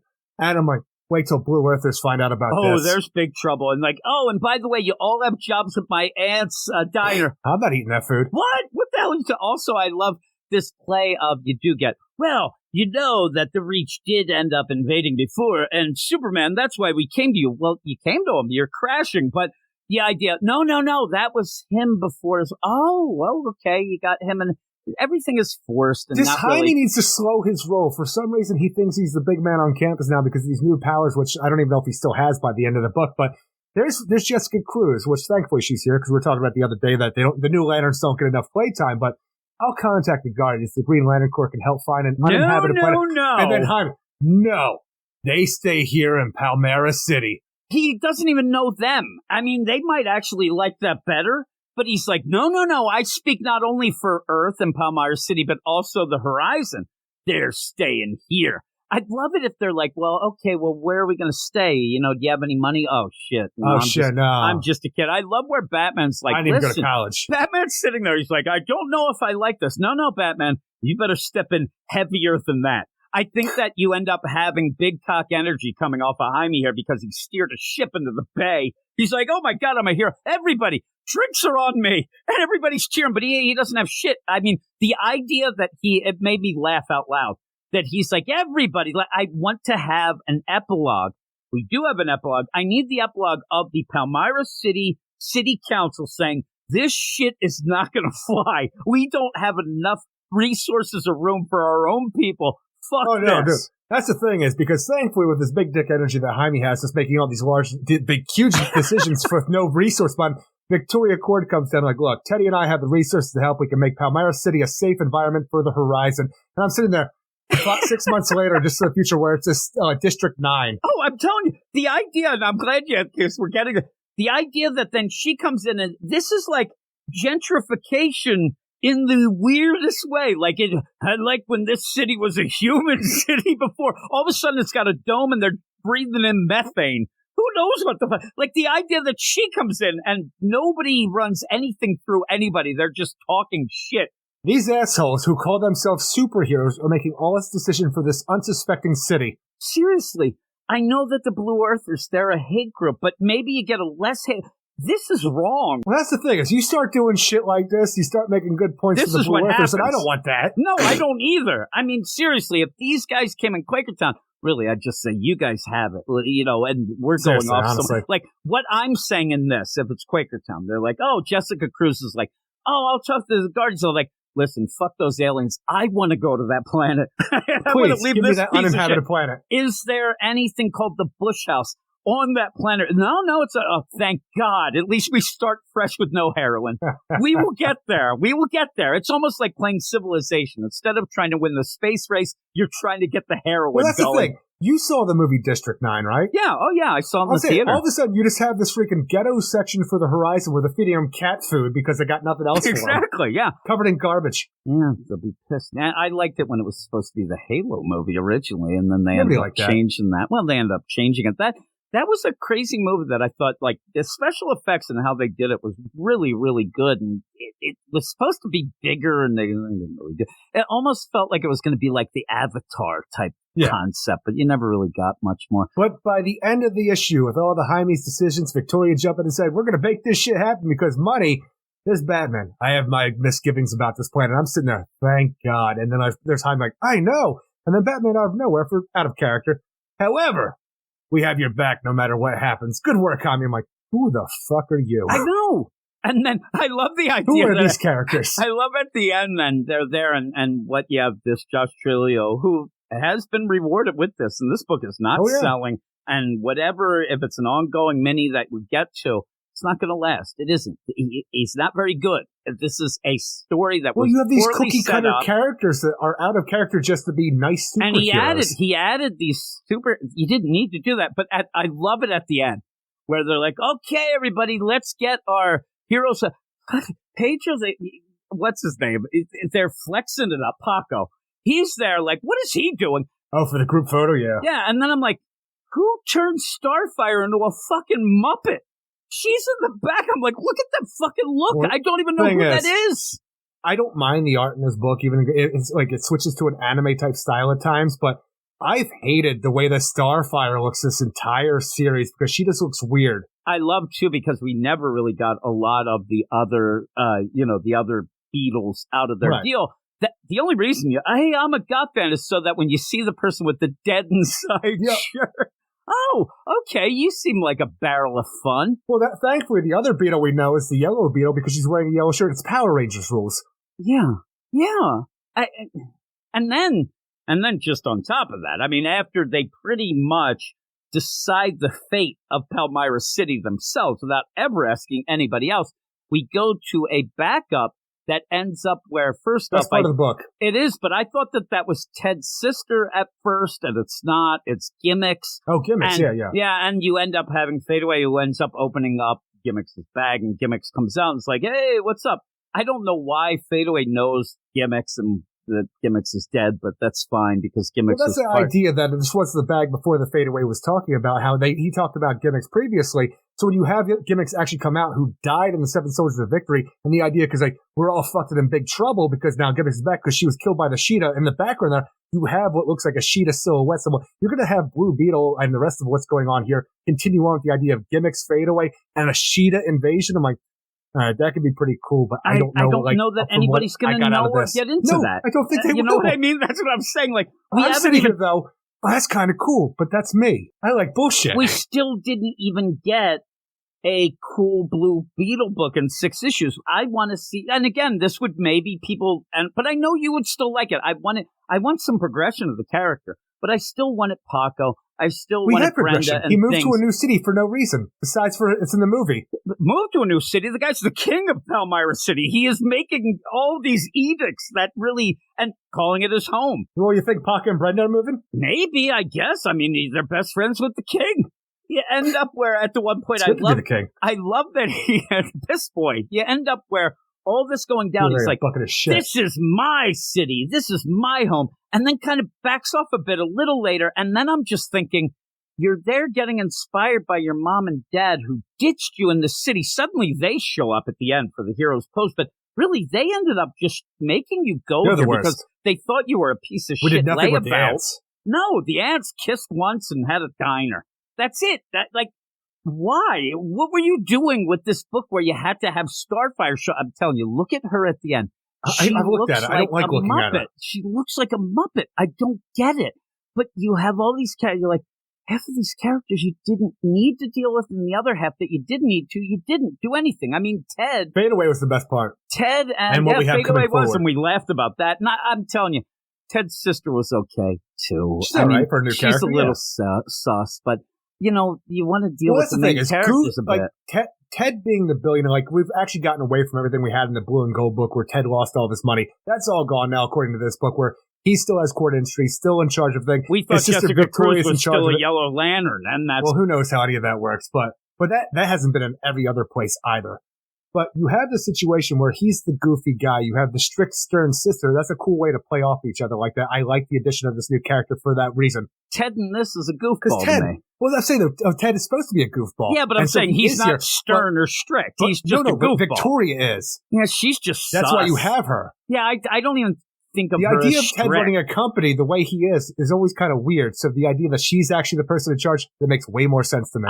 But I would rather it be like a Martin and Lewis type situation here, not the Martin and somebody who wants to take over the world and destroy it. I mean, she's fine. She's Ted Kord's version of Lex Luthor is what she really is. And that's why you have to think that her with these aliens is not going to go well. She seems to be on the up and up with everything she's doing. Yeah, I don't think so. She keeps saying that. Even in this, we can end up, experimenting. She's always talking that stuff on the side. She's a scientist. But again, though, I think she's a CEO. The thing is, though, she's not developed because you only get cookie-cutter deal even with a new character. She says weird things that you think she's sus, but then she might not be. This book sucks. I mean, as a way of introducing characters and having... The story went nowhere. Slow, and it ended up with a thud just to have the hero moment. Oh my, like there was nothing ever progressing to make Jaime what he did at the end be earned, that he ended up, it was just because you said it's his book.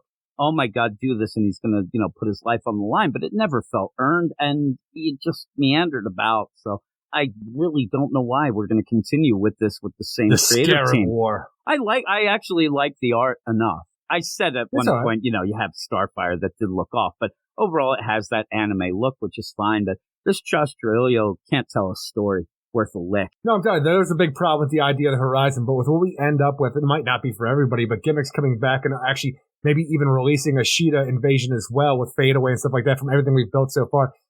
I'm looking forward to it because it's kind of cool and they did set up enough stuff here to make it interesting. Are you going to do anything with the Reach? Are we doing anything with the Reach here? Well, the Horizon are on the run and, damaged because they're running from the Reach, they said. And so I don't know. We've already fought back to reach on Earth. Yeah, but they I'm know what's saying up I good don't for them. know what's going on with any of this, and then you even end the up idea that the series seems to be called because it says continued in Blue Beetle, the Scarab War #1. So like, I don't know what we're doing with the War of the Scarabs, so maybe the Reach will be. But for everything that we saw here with Gimmicks and Fadeaway, I look forward to that. And I love the idea though that nobody knows who Gimmicks is, and Fadeaway, people forgot about him right away. I totally did. Yeah, I'm telling you, this ending.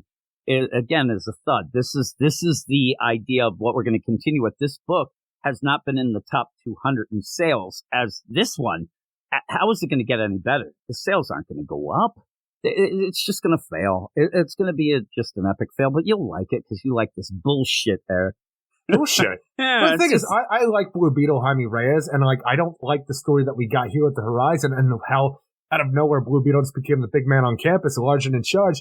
I like the idea of the story that was set up here. Is it going to be good? I don't know, but I look forward to it because the possibility is it could be good. Well, it could be. The only thing you're getting it from the same guy who couldn't even tell this story and then ended with this weird way, and then you go to here. So that's my favorite part of this book. Any faith. I'm saying that I think that overall, legitimately, if there was no movie coming out, this shit would not have been coming out. That's the only reason that this book even exists, and it's just not very good. But what would you give this issue? I would end up giving this a 5.5 out of 10, because the thing is, I don't mind the art. It's goofy at times, and I hate the way that like Starfire looks. She's always been bad in my mind, but I look forward to what's to come. It's just the majority of the book is just Jaime saying, you're in charge now. Or like everybody saying, Jaime, you're in charge now. Him saying, okay, and just making decisions for the city. And I found the whole thing kind of laughable and just really weird and out of nowhere. But I look forward to what might come next because it could be good. And I like, it's interesting at least. And yeah, I'm a 4. And it's funny though. I mean, legitimately, you are saying that you like and looking for, but it's still a 5.8. I mean, it's not good. No, 5.5. Or 5.5 even. I mean, that's, a bad score, but it's not, no, I'm saying overall, it's not great at all. Overall, so this isn't selling. We get this weird ending that I think probably went over a lot of people's heads anyway. And not many people are reading it, but the next book's going to come out almost 6 months from now. That's another issue. I mean, it's wacky. The whole thing of this is really, really wacky, but they have a Power Girl book coming. But it comes out like half a month after the movie, though, so people will be back on board. Yeah, but it's one of those synergy things. It's not going to have anything, as far as I could tell, would have anything to do with the movie, so you'll end up... Well, they're both set in the same city. Yeah, you have that. It's one of those things, too. A lot of the younger kids down at the rec center, they talk to me all the time, that's one of the things that manga does right. When you end up having a manga that then gets turned into an anime, it's pretty much exactly the deal. You don't change too much, and it's good synergy so people can jump back and forth. That's, not really what happens to these. But we will finish up this whole... Here we go. I don't think we're going to argue about this one. It's Harley Quinn #2, written by Tini Howard, art by Sweeney Boo and Steve Wan. Sweeney Boo on art. What up, Boo? This book, 2 issues in, and the funny thing is, I think that, was it this book that I ended up saying, like, this book is, and you said it's only 1 issue. I'm like, it's going to suck next year. It's just, what is going on in this book?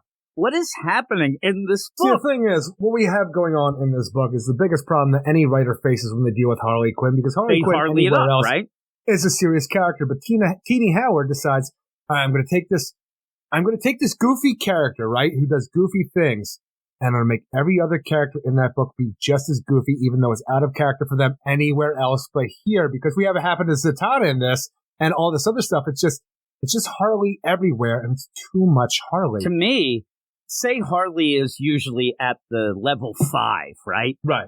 And Zatanna is usually level 1.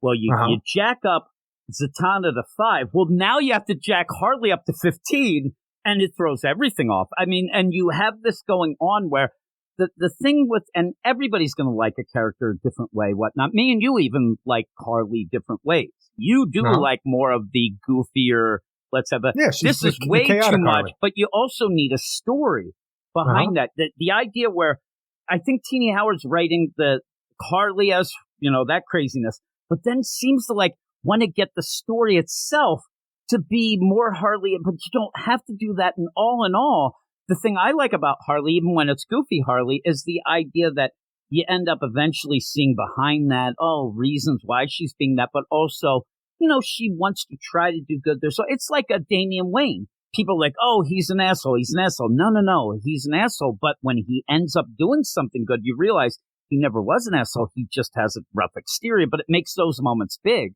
In this, Harley is just, she is running around just yelling shit. Things around her just happen that, like you said. Well, that's the thing. It's the entire story is, for some reason, Harley Quinn can pierce the multiverse to do different things. In the previous issue was she was able to pull out a cartoon with you. fish. Remember, I said that we wouldn't deal with the multiverse anymore. I was so wrong. But she was able to pull out a cartoon fish from the Zoo Crew universe away from Captain Carrot when he needed the most to take out Two-Face during a fight. And Lady Quark came to say, look, you keep fucking with the multiverse, I'm going to come and kill your ass. She's like, look, I don't even know what I did the first time. And there was no answers given. Now we have to deal with the idea, all right, I don't want to be killed by Lady Quark because that's going to be a problem. So I have to go and deal with multiversal problems that are against my knowledge of how I'm doing it. So I'm going to go to Zatanna, who can use magic stuff to deal with multiversal stuff. She's going to try to hide Constantine from being a hookup of hers this entire time by turning him into a bunny with a red tie for no reason whatsoever. At the end of it, when Harley leaves, she's like, you would have been dead if I didn't save you. I don't know why she said that. It's weird. Why did she say that? Also, I'm doing backwards magic. I swore to God that she was saying, go away, hookah. Oh, wait, she's hot. Oh, I know it was. And I'm like, hookup. I'm telling you, I'm so dumb. It's Zatanna doing a magic spell because she owes Harley Quinn a favor because Harley Quinn helped her move an armoire to her fucking place. But the thing is, I'm going to do the spell now, and in order to activate the spell, you have to sacrifice something that means a lot to you. Which then you have an entire issue of Harley Quinn going around trying to kill Two-Face because their antics that we've had since only the last issue means a lot to Harley. But then she can't go through with it because you can't kill somebody. Then you have to have a heart-to-heart talk with Batman about killing people and what it means to be a hero such that that doesn't go anywhere. But ultimately, a plant we see in one scene in this book that... And that's the thing. The plant was the only thing that showed up at the beginning, so you know it's the plant all along. Pamela Isley left one plant with her before she went on a road trip that I have no idea if it's supposed to be the road trip that's going on during the Poison Ivy book, but this all feels out of continuity, and I'm going to take it as that. I have to destroy Ivy's plant, and with that, the magic spell is there, but if the multiversal thing happens again, it's going to break the spell. So it's a one and done. So if she does it again, it breaks the spell, but she can only stop it one time.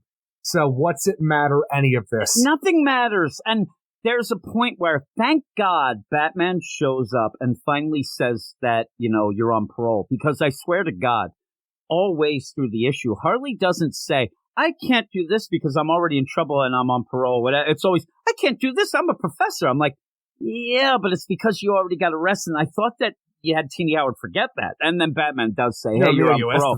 Yeah, and so when you're going through with this, every scene is wackier than the next, but they're not funny. They're convoluted. And the idea, like you said, that the whole entire deal... Why would Harley put on a ski mask and a studded belt to go kill Two-Face at his place and sneak in like a ninja? Dark Harley, but no, what is this? I don't know. And so when you have this, even the Zatanna thing, that is just a forced scene to get a gag with Constantine, which doesn't make sense or is not funny. You end up where even the idea where all we saw so far, you get the second issue and you're already being told, oh my God, I've been having all these things with the multi. She pulled one fish out and that's the whole setup. In the meantime, Lady Quark's like, yeah, I took care of that, but if things go wrong, we're going to go. It's like, what stakes do you have with Lady Quark? And I told you that I can see it right away, that the daughter is going to somehow get a liking for Harley and will be the savior by the end. Bad influence. She kind of looks a little sad when they're talking about things and kind of sits behind. And so I'm like, what? What is it? Even then, you have what all the people, she is eating, and there you get the fruit lantern. It's not even funny. Like, this shit is not funny Fruit Lantern cereal. Fruit Lantern cereal. When she pours it out, you end up having a plastic ring. When that, I'm not even going to get into the idea that she should be pissed off that there's no marshmallows or somehow it's all I don't know. Then you get a plant out of nowhere. That or she doesn't get the prize and she really wanted a Green Lantern ring. Or like she goes and it's all prizes. I don't know. Or she reaches in and she sees something else from the multiverse. You have set up a deal where she seems to be this conduit to be able to do this. We only saw her grab a fish. I thought they took the fish back. It's still there. She shows it to Zatanna. Zatanna becomes the multiversal expert. But she didn't bring the fish with her. It just shows up when she needs to show Zatanna. Yeah, it's just there. And then you have her with Bud and Lou. She's running around with a ski mask on. And then she's going to kill people. Batman comes down. Batman says he doesn't eat donuts because he has a strict diet, but then he's eating donuts.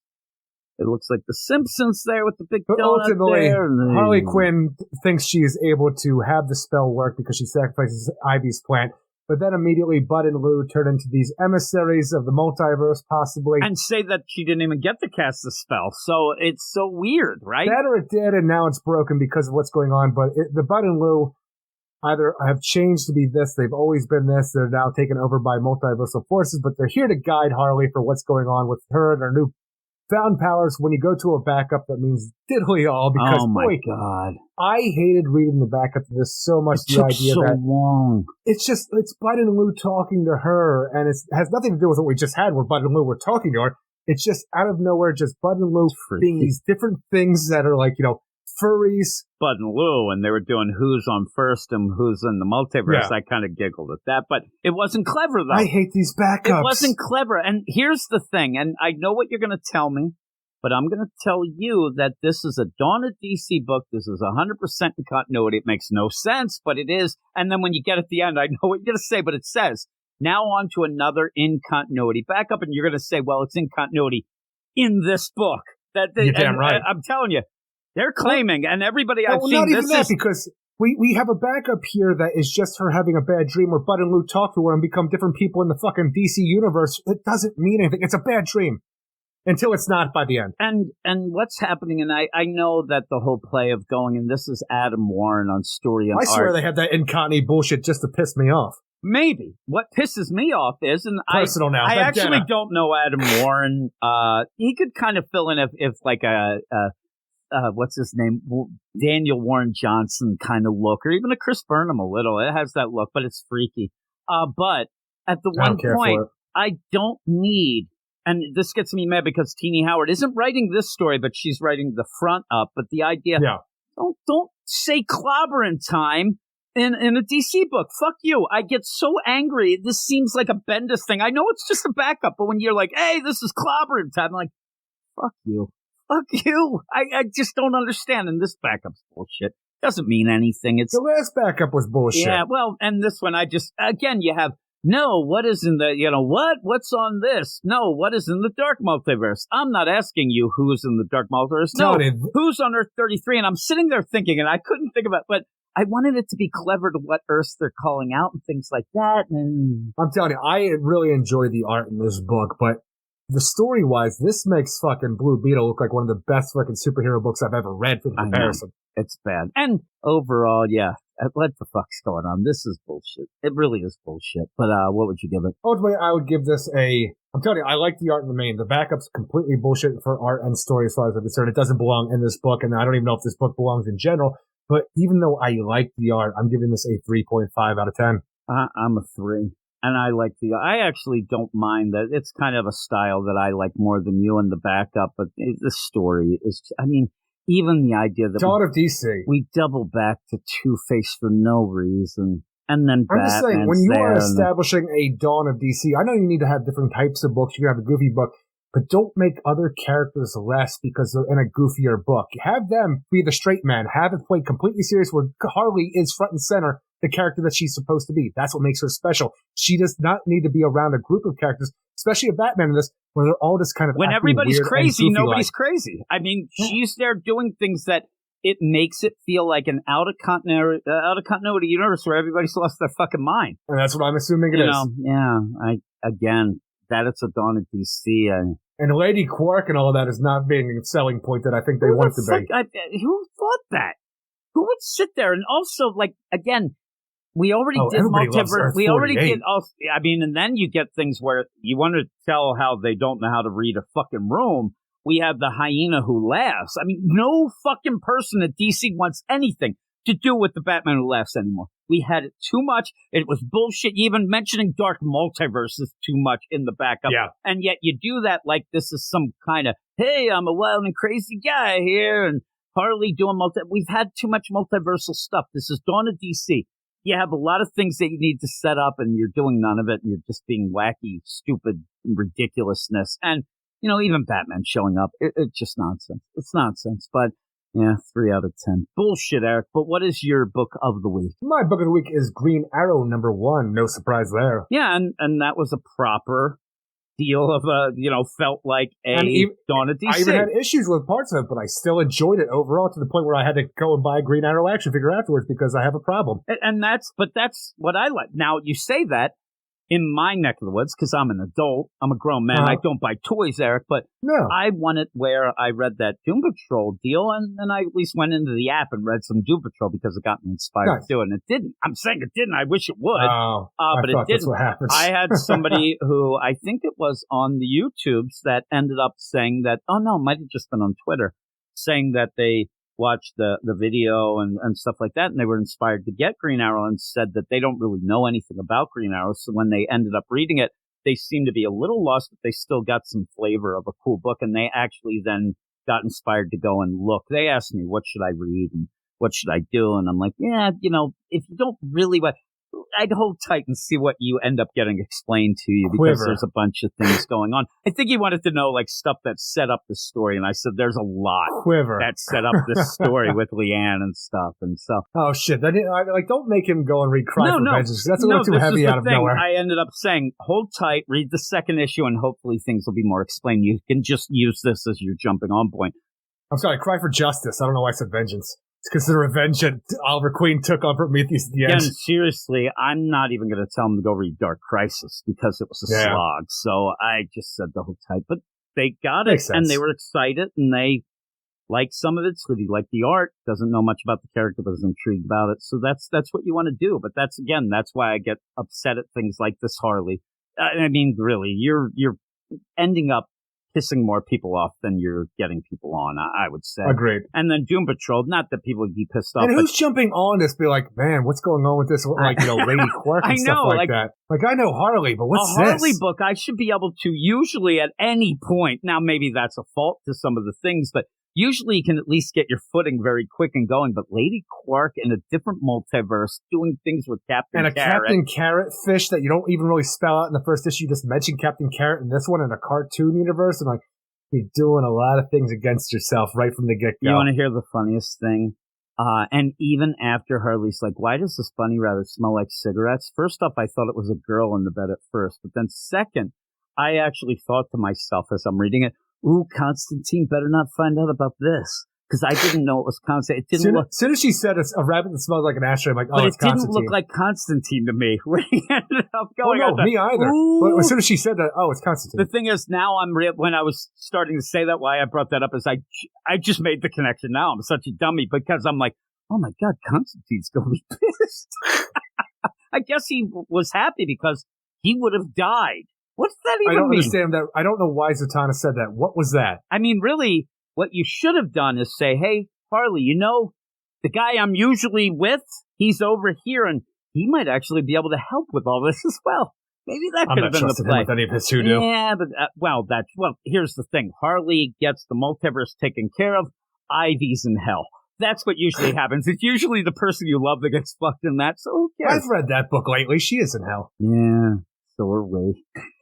God, she's still getting facials, right? Isn't that the sexy thing? The wolf man. No, but Zatanna is. Yes. We're like Bud. Who's on first? No, I'm all over your face. That is what I need, Eric. What the hell is even that? I just saved your life. What? What? What, Zatanna? Why are you talking to Constantine Bunny like that? I just saved your life. Like Constantine, I'm like, are you that embarrassed by me? And honestly, even that, you have to force this thing where, man, Zatanna owes me a favor because I helped her move that armoire. The inner circle of Harley Quinn, I never think of Zatanna, and I don't think there's a reason for it. No. I mean, you would think she'd go to a friend of a friend, maybe. Like Catwoman. I know that she wants to figure out things, but you kind of have to get, like you said, you have to go somewhere first. Batman is a great connection to say go there, but this was, hey, I'll help you out. Or even Batman. He's like, I've dabbled in shit. I'm the wagon. I hate magic. I'm the wagon, bitch. Yeah, magic is ridiculous. Thank God Constantine's still alive. I was worried about him. I really thought that he was in grave danger. is what I... So stupid. But here are the books that we'll get next week, Eric. There's a couple better books, maybe. Good. We have Adventures of Superman John Kent #3. I look forward to that. That will be more of Injustice stuff. We thought it was going to be Ultraman stuff, but he is dead and buried, and now we're in the Injustice deal for the rest, it seems. We have Batman 135, Legacy number 900. It's an oversized issue, and it gets wacky. I'll tell you. We have Batman and the Joker, the Deadly Duo, number 7. It is the finale. It is the finale. So good. And a lot of people love it. We have not. It's funny, I was going to mention it earlier, but you did, and I don't remember which. I think it was the backup in the Action Comics where you were talking about the whole Steel, and you didn't want to really say, I like this because it's better than the Power Girl deal. That's all I see with the Batman, the Joker, the Deadly Duo. When I ask them, well, why do you like it? Well, it's better than Chip Zdarsky's Batman. No, I didn't ask that. I want to know why you like it. Oh, well, it's better than what we're getting in that Batman Fortress. All right, that's not what I'm talking about. I really haven't been able to have somebody really, nailed down. Somebody will say, because it's good. And everybody can like whatever. You don't really have to have a reason. I'm not going to be that much of a jerk. But when I actually when I ask people, it's not me throwing shade for the most part. It's me maybe wanted to crack the code. Please tell me. I want to crack the code. Yeah, I want to know why people like it. Now, help me. There is something, and I told you I would mention it to people. It's the Dawn of DC We Are Legends Special Edition. If you're like me and Eric and can't wait for the City Boy, the Vigil, and also Spirit World, you'll be able to get the Dawn of DC special if you haven't read the stuff we just recently had. The Lazarus Planet stuff, yeah. If you already read that, Manship, if he's out there, you can end up, don't get that, but hey, there you go. Somewhere he's hovering around grabbing. Then you also have Peacemaker Tries Hard #1. We'll have to decide. That seems like something that we may not do on the podcast, but it's coming out. Didn't even know what that was. Piece of shit. Is that out of nowhere? It's a Peacemaker. I'm telling you, you said the words. I'm like, it's not computing. Peacemaker? It's Peacemaker Tries Hard. I just liked your. I thought that you were. I was actually going to. I said. That's brand new to me. I don't know that. I think it's like a Black Label. No, thank you. It's like the what was that Cy Spurrier Suicide Squad Blaze or whatever. Actually, for me hating Cy Spurrier, that was okay. But yeah, that's not our cup of tea. Poison Ivy #12. Speaking of facials. I'm going to go. I'm telling you, I have to remember and get that reaction from you, which will take place of the actual sound. Because that was really good. And a book that I thought was coming out much later. It snuck up on us. It's the Shazam, Eric. Shazam #1. That's all in capitals with an exclamation point. And then after that is the Flash. How they go. For some reason, I just went with the F, even though I said the Flash. It is funny, too, because you always would go with the Flash. The Roundup goes with just Flash, and DC will jump back and forth with it when they have their things. But the Flash. So we end up getting the Flash. Will be coming out $7.98, and then Shazam, which that'll be pretty cool. I look forward to those two books. I know that. And then, will we actually get out of LA, or will we? The Joker, the Man Who Stopped Laughing #8. Remember, though, that the Joker is being drowned by Kate Spencer. By the Manhunter. Drunk at the end. Drunk on power. The funny thing is, when I ended up, sometimes when I go and I edit the stuff, right? Sometimes. And I'm there and I'm like, okay, me and you, and I'm just screaming at you at that one point. And by the end, I'm like, boy, I am an asshole. At one point, I actually just yell, fuck you. And I don't know if you heard me. At one point, I said, fuck you. You can only take so much before you just break down inside and move on. I was so mad. Well, that's the thing. I'm listening, and I was so, again, people don't realize, legitimately, if we were recording, this is why we would never record in the same room. Plus, I might have a little stench going, but I might have strangled you. I might have reached over. I might have punched you in the face. Oh, no. But after I said fuck you, you ended up saying like a couple more words, and then you giggled, and then everything was fine. Then I stopped. It was, have a problem. I'm telling you, all of a sudden, you could tell, because then I started making noise, like I was breathing. I was trying to gather my wits. What was I saying that you were so mad about? That you were happy that it was a Case Spencer Manhunter book. And then I started yelling, what? So we get a Joker that, and you like, and I started yelling. I think what I said was, oh, yeah, the minute that this book was announced, that's what I was hoping for, a fucking Manhunter book. And then you started saying something to me, and I go, fuck you. I wanted to kill you. I really did. And then you giggled. And everything was fine. That's how you do it. And I'm listening. I'm like, the giggle equals gaslighting. I sat there. I'm like, why the fuck do I get so angry at you because you were? And again, it was because you liked something in the book, but I was so mad that you didn't hate it as much as me. That's all it was, and that like. And now we'll go back to what he said previously, folks. Where he's like, everybody can like what they like. He's not going to tell you not to, but not you. Until he when tells you. When we're talking, and this is why I used to like to gather up my intel beforehand, and I like. I love it fresh. And so when I don't tell you shit. The thing is, like, in my mind, I sit there and like, okay, the Joker's the man to stop laughing. We're not getting the shit that Eric wanted. This is going to be good. He's going to be there. The two bros, we're going to rail into this. This is going to be good. And then right when we get in there and you're like, well, I actually like that. I'm like, you fucked up every fucking plan that I had in my head that I went through like 7 million times. Now I got to adjust on the fly. My plan's coming together. I'm calling fucking audibles at the line. I'm changing the formations. And then, then I just, that's when the thing is, I can't read the defense, Eric. And then I'm just like, fuck you. That's coming from all sides. It's been a while since I got that angry. And it's, again, this was something that we used to get reviews where people would say, oh, that guy is a fake anger or whatever. It's not. I was so angry. The thing is, he's a little Hulk. I can't kick my computer over. It's over across. I can't even reach it. But I wanted to kill you. Got the little arms. I wanted to beat you to a pulp. And then I would have felt so bad. But then I would have realized I got to go even further. I got to kill this guy. Because now he's going to end up calling the police. Now I'm already thinking of where I'm going to bury you. God. Did you hear that one deal where they had like a sheriff's office and they were talking about how much they hated this one reporter and that they were going to kill him and bury him in holes that they already had pre-dug? It's awful. And it gets racist. Oh, it's one of those where what happened is this reporter was there, and I think he was also involved in like the public works, something like that, but they were told to leave, and it was a meeting, a public meeting, and they thought, oh, these guys are going to start doing shit after the meeting's done. They're not supposed to do that. So him and his son left a recorder there.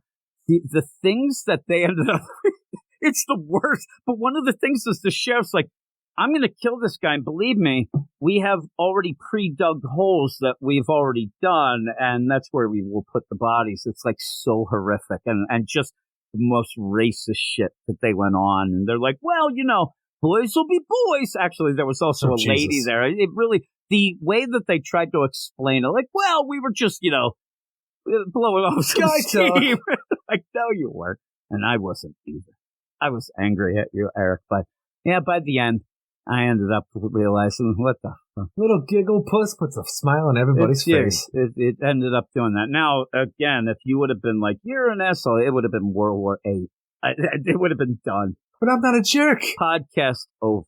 I don't mean to be a jerk. I just get angry. I just get so angry. 'Cause I'm telling you, the amount of things that I'm like, in my crazy head, because things are all over the place. And I'm like, okay, when we get to that, Eric's probably going to say this, then I'm going to do that. It's like a lot of things are set up and they never work, but I can't stop myself. And especially when I'm on the Riddler, Eric. But two of the books that we talked about will be on. You weren't on the Riddler.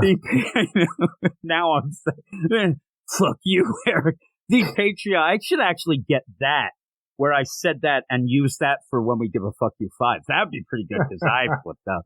And it probably upset me every time I hear it. But yeah, I didn't say chicken strips, that's for sure. But two of the books that we talked about will be on the Patreon Spotlight. And it's one of those where sometimes they do pick that deadly duo, but we have Shazam. I mean, if you want to hear us talk about Shazam, I'm afraid that Shazam and the Flash are going to get picked. I think that it might be Shazam and the Peacemaker tries hard. We're not doing that one. No. Actually, that Batman issue is really big.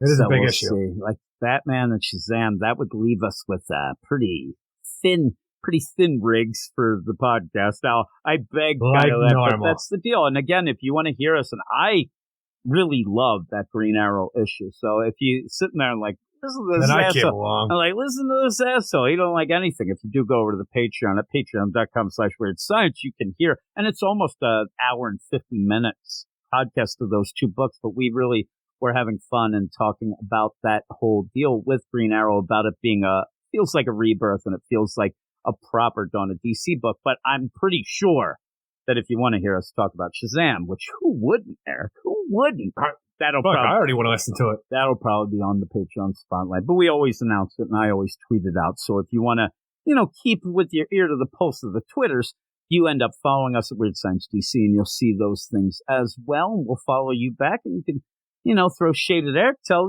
Jim, you really should have gotten mad at Eric, because who did want a Kate Spencer back? Then I'm yelling because you're like, well, pretty sure I had a good point in there. I can't remember what it was. I think it was a good point. Your main point was that you hadn't had a lot of work with Kate Spencer, and this actually was good I had some wrap around where the idea where it's like in John Kent, you didn't like it's not said a Val Zod book or like an Ultraman book. Well, something along those lines, but I don't remember exactly how I put it, but I know it was fire. It was fire, huh? That's the thing when we're like, we talked about the Blue Beetle. I want the Blue Beetle. I don't want Starfire. It's not a Starfire book. I'm not going to give it props because all of a sudden Starfire was in it. You had a point with the Kate Spencer. You did get a little bit, but it just felt like it was trying to be clever there. Oh, look at her. She's an alcoholic. The real Joker in L.A., I don't want any parts of. I want the faux Joker in Gotham City. Yeah, but he's being nursed to health by the Solomon Grundys. Ooh, I know, but that's not the Joker that's on the cover, is it? I don't know, but he's dead. I don't know. That book's dead to me. I can't wait to get another fucking backup. What's with these fucking backups, too? I just can't stand. I was laughing today, just as the last deal. I mean, we're going on too long in what most people are saying here. I ended up where I was reading the Jimmy Olsen, the Superman's friend Jimmy Olsen, that was 10 cents, and it says, still 10 cents. And I was like, are you going to be like, hold the line at just a dime? I was coming up with these weird slogans, so that would have been good, right? But yeah, I laugh when people, whatever happened to hold the line at $2.99? I'm like, well, it became $3.99 and then $4.99. It still rhymes. So you can still go with it. Yeah. Yeah. So that's the Joker book. But really, I think that when people talk, and somebody did actually say, you should make a video of what you would do to change the DC. I'm like, oh my, me, little old Jimmy? I tell everybody, and either in the podcast or the Patreon spotlight. Fuck off, right? What I would do, though, the backup's gone. That would be, but they'll never lower change laws somehow so I can slap people and it's not against the law except for popular opinion where I'm still canceled. Actually, and then I make things better. Was on the Patreon spotlight, right? Yeah, where you said that you wanted to slap people. My employees. Then again, I mean, earlier we were really it's legal now. It's okay. Some weird things, and you're an ableist. But yeah, that's it. That's it, Eric. The show is over. But yeah, please. I'm an ableist, and people are going to love it though because I turned the ableist who doesn't want to be in crutches into the villain. Booyah! I did it. And you just said booyah. I mean, really, how much worse could you get? Then again, we were yelling about Stephen Hawking, FDR. No, I didn't do that. And that was me. I'd love it if you end up Freddy, and he's not only just in a wheelchair. I use Quasimodo, but he's borrowed a fictional character. He's borrowed the cigarette holder from Penguin, so he really looks like FDR. That would be hilarious. You know who did Paul Meredith? You know who did the best FDR impersonation? That would be Ralph Wiggum, though he was supposed to be George Washington. That was like the best ever. He's like, I'm ready. And they're like, I think you have something wrong there. All right, but that is that. So everybody, I hope that you would go and check us out on our Patreon. If you want to go over, there are previews to the shows. A lot more positive things there because the Get Fresh crew and the badasses, and then we get to pick things that we do. It's not just the crapshoot that is each and every week with these books, but we try to do, our due diligence and go through the books as I explained. And I had mentioned before that Dad Nation, he said, why do you put yourselves through this agony of doing things? But even something like a Lazarus Planet, Revenge of the Gods, while it was terrible, there's things that are going to be important from that going in the Shazam book. And that's the problem, that you're always going to get the things that, well, I mean, something might, and somebody, hey, why'd you do this? Yeah.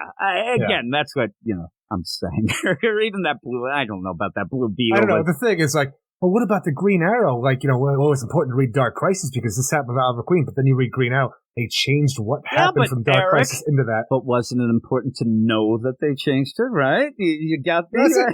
It took away my enjoyment. Yeah. So some of the books aren't the greatest book from the get-go. Ignorance is bliss. It's funny, too. Well, then I'm very blissful. But from the beginning, we would not let anything fall. That we talked about every single book that came out. There was no ands, ifs, or buts about it. So really, we have kind of, backed off, especially with Continuity Kid over here. But it is true. If you're going to read something, at least read the things in continuity, because those at least have the, make chance. It matter. Yeah, and that's, but, when you get this Harley, it's not making shit matter.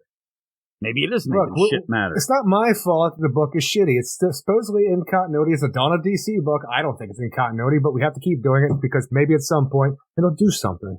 But like a Catwoman sucks, but it's going to cross over with Batman coming up. So exactly. That's the thing. And I'm telling you, and this is what I should have told Dad Nation too when he was talking come about and go, but characters live on forever, Jim.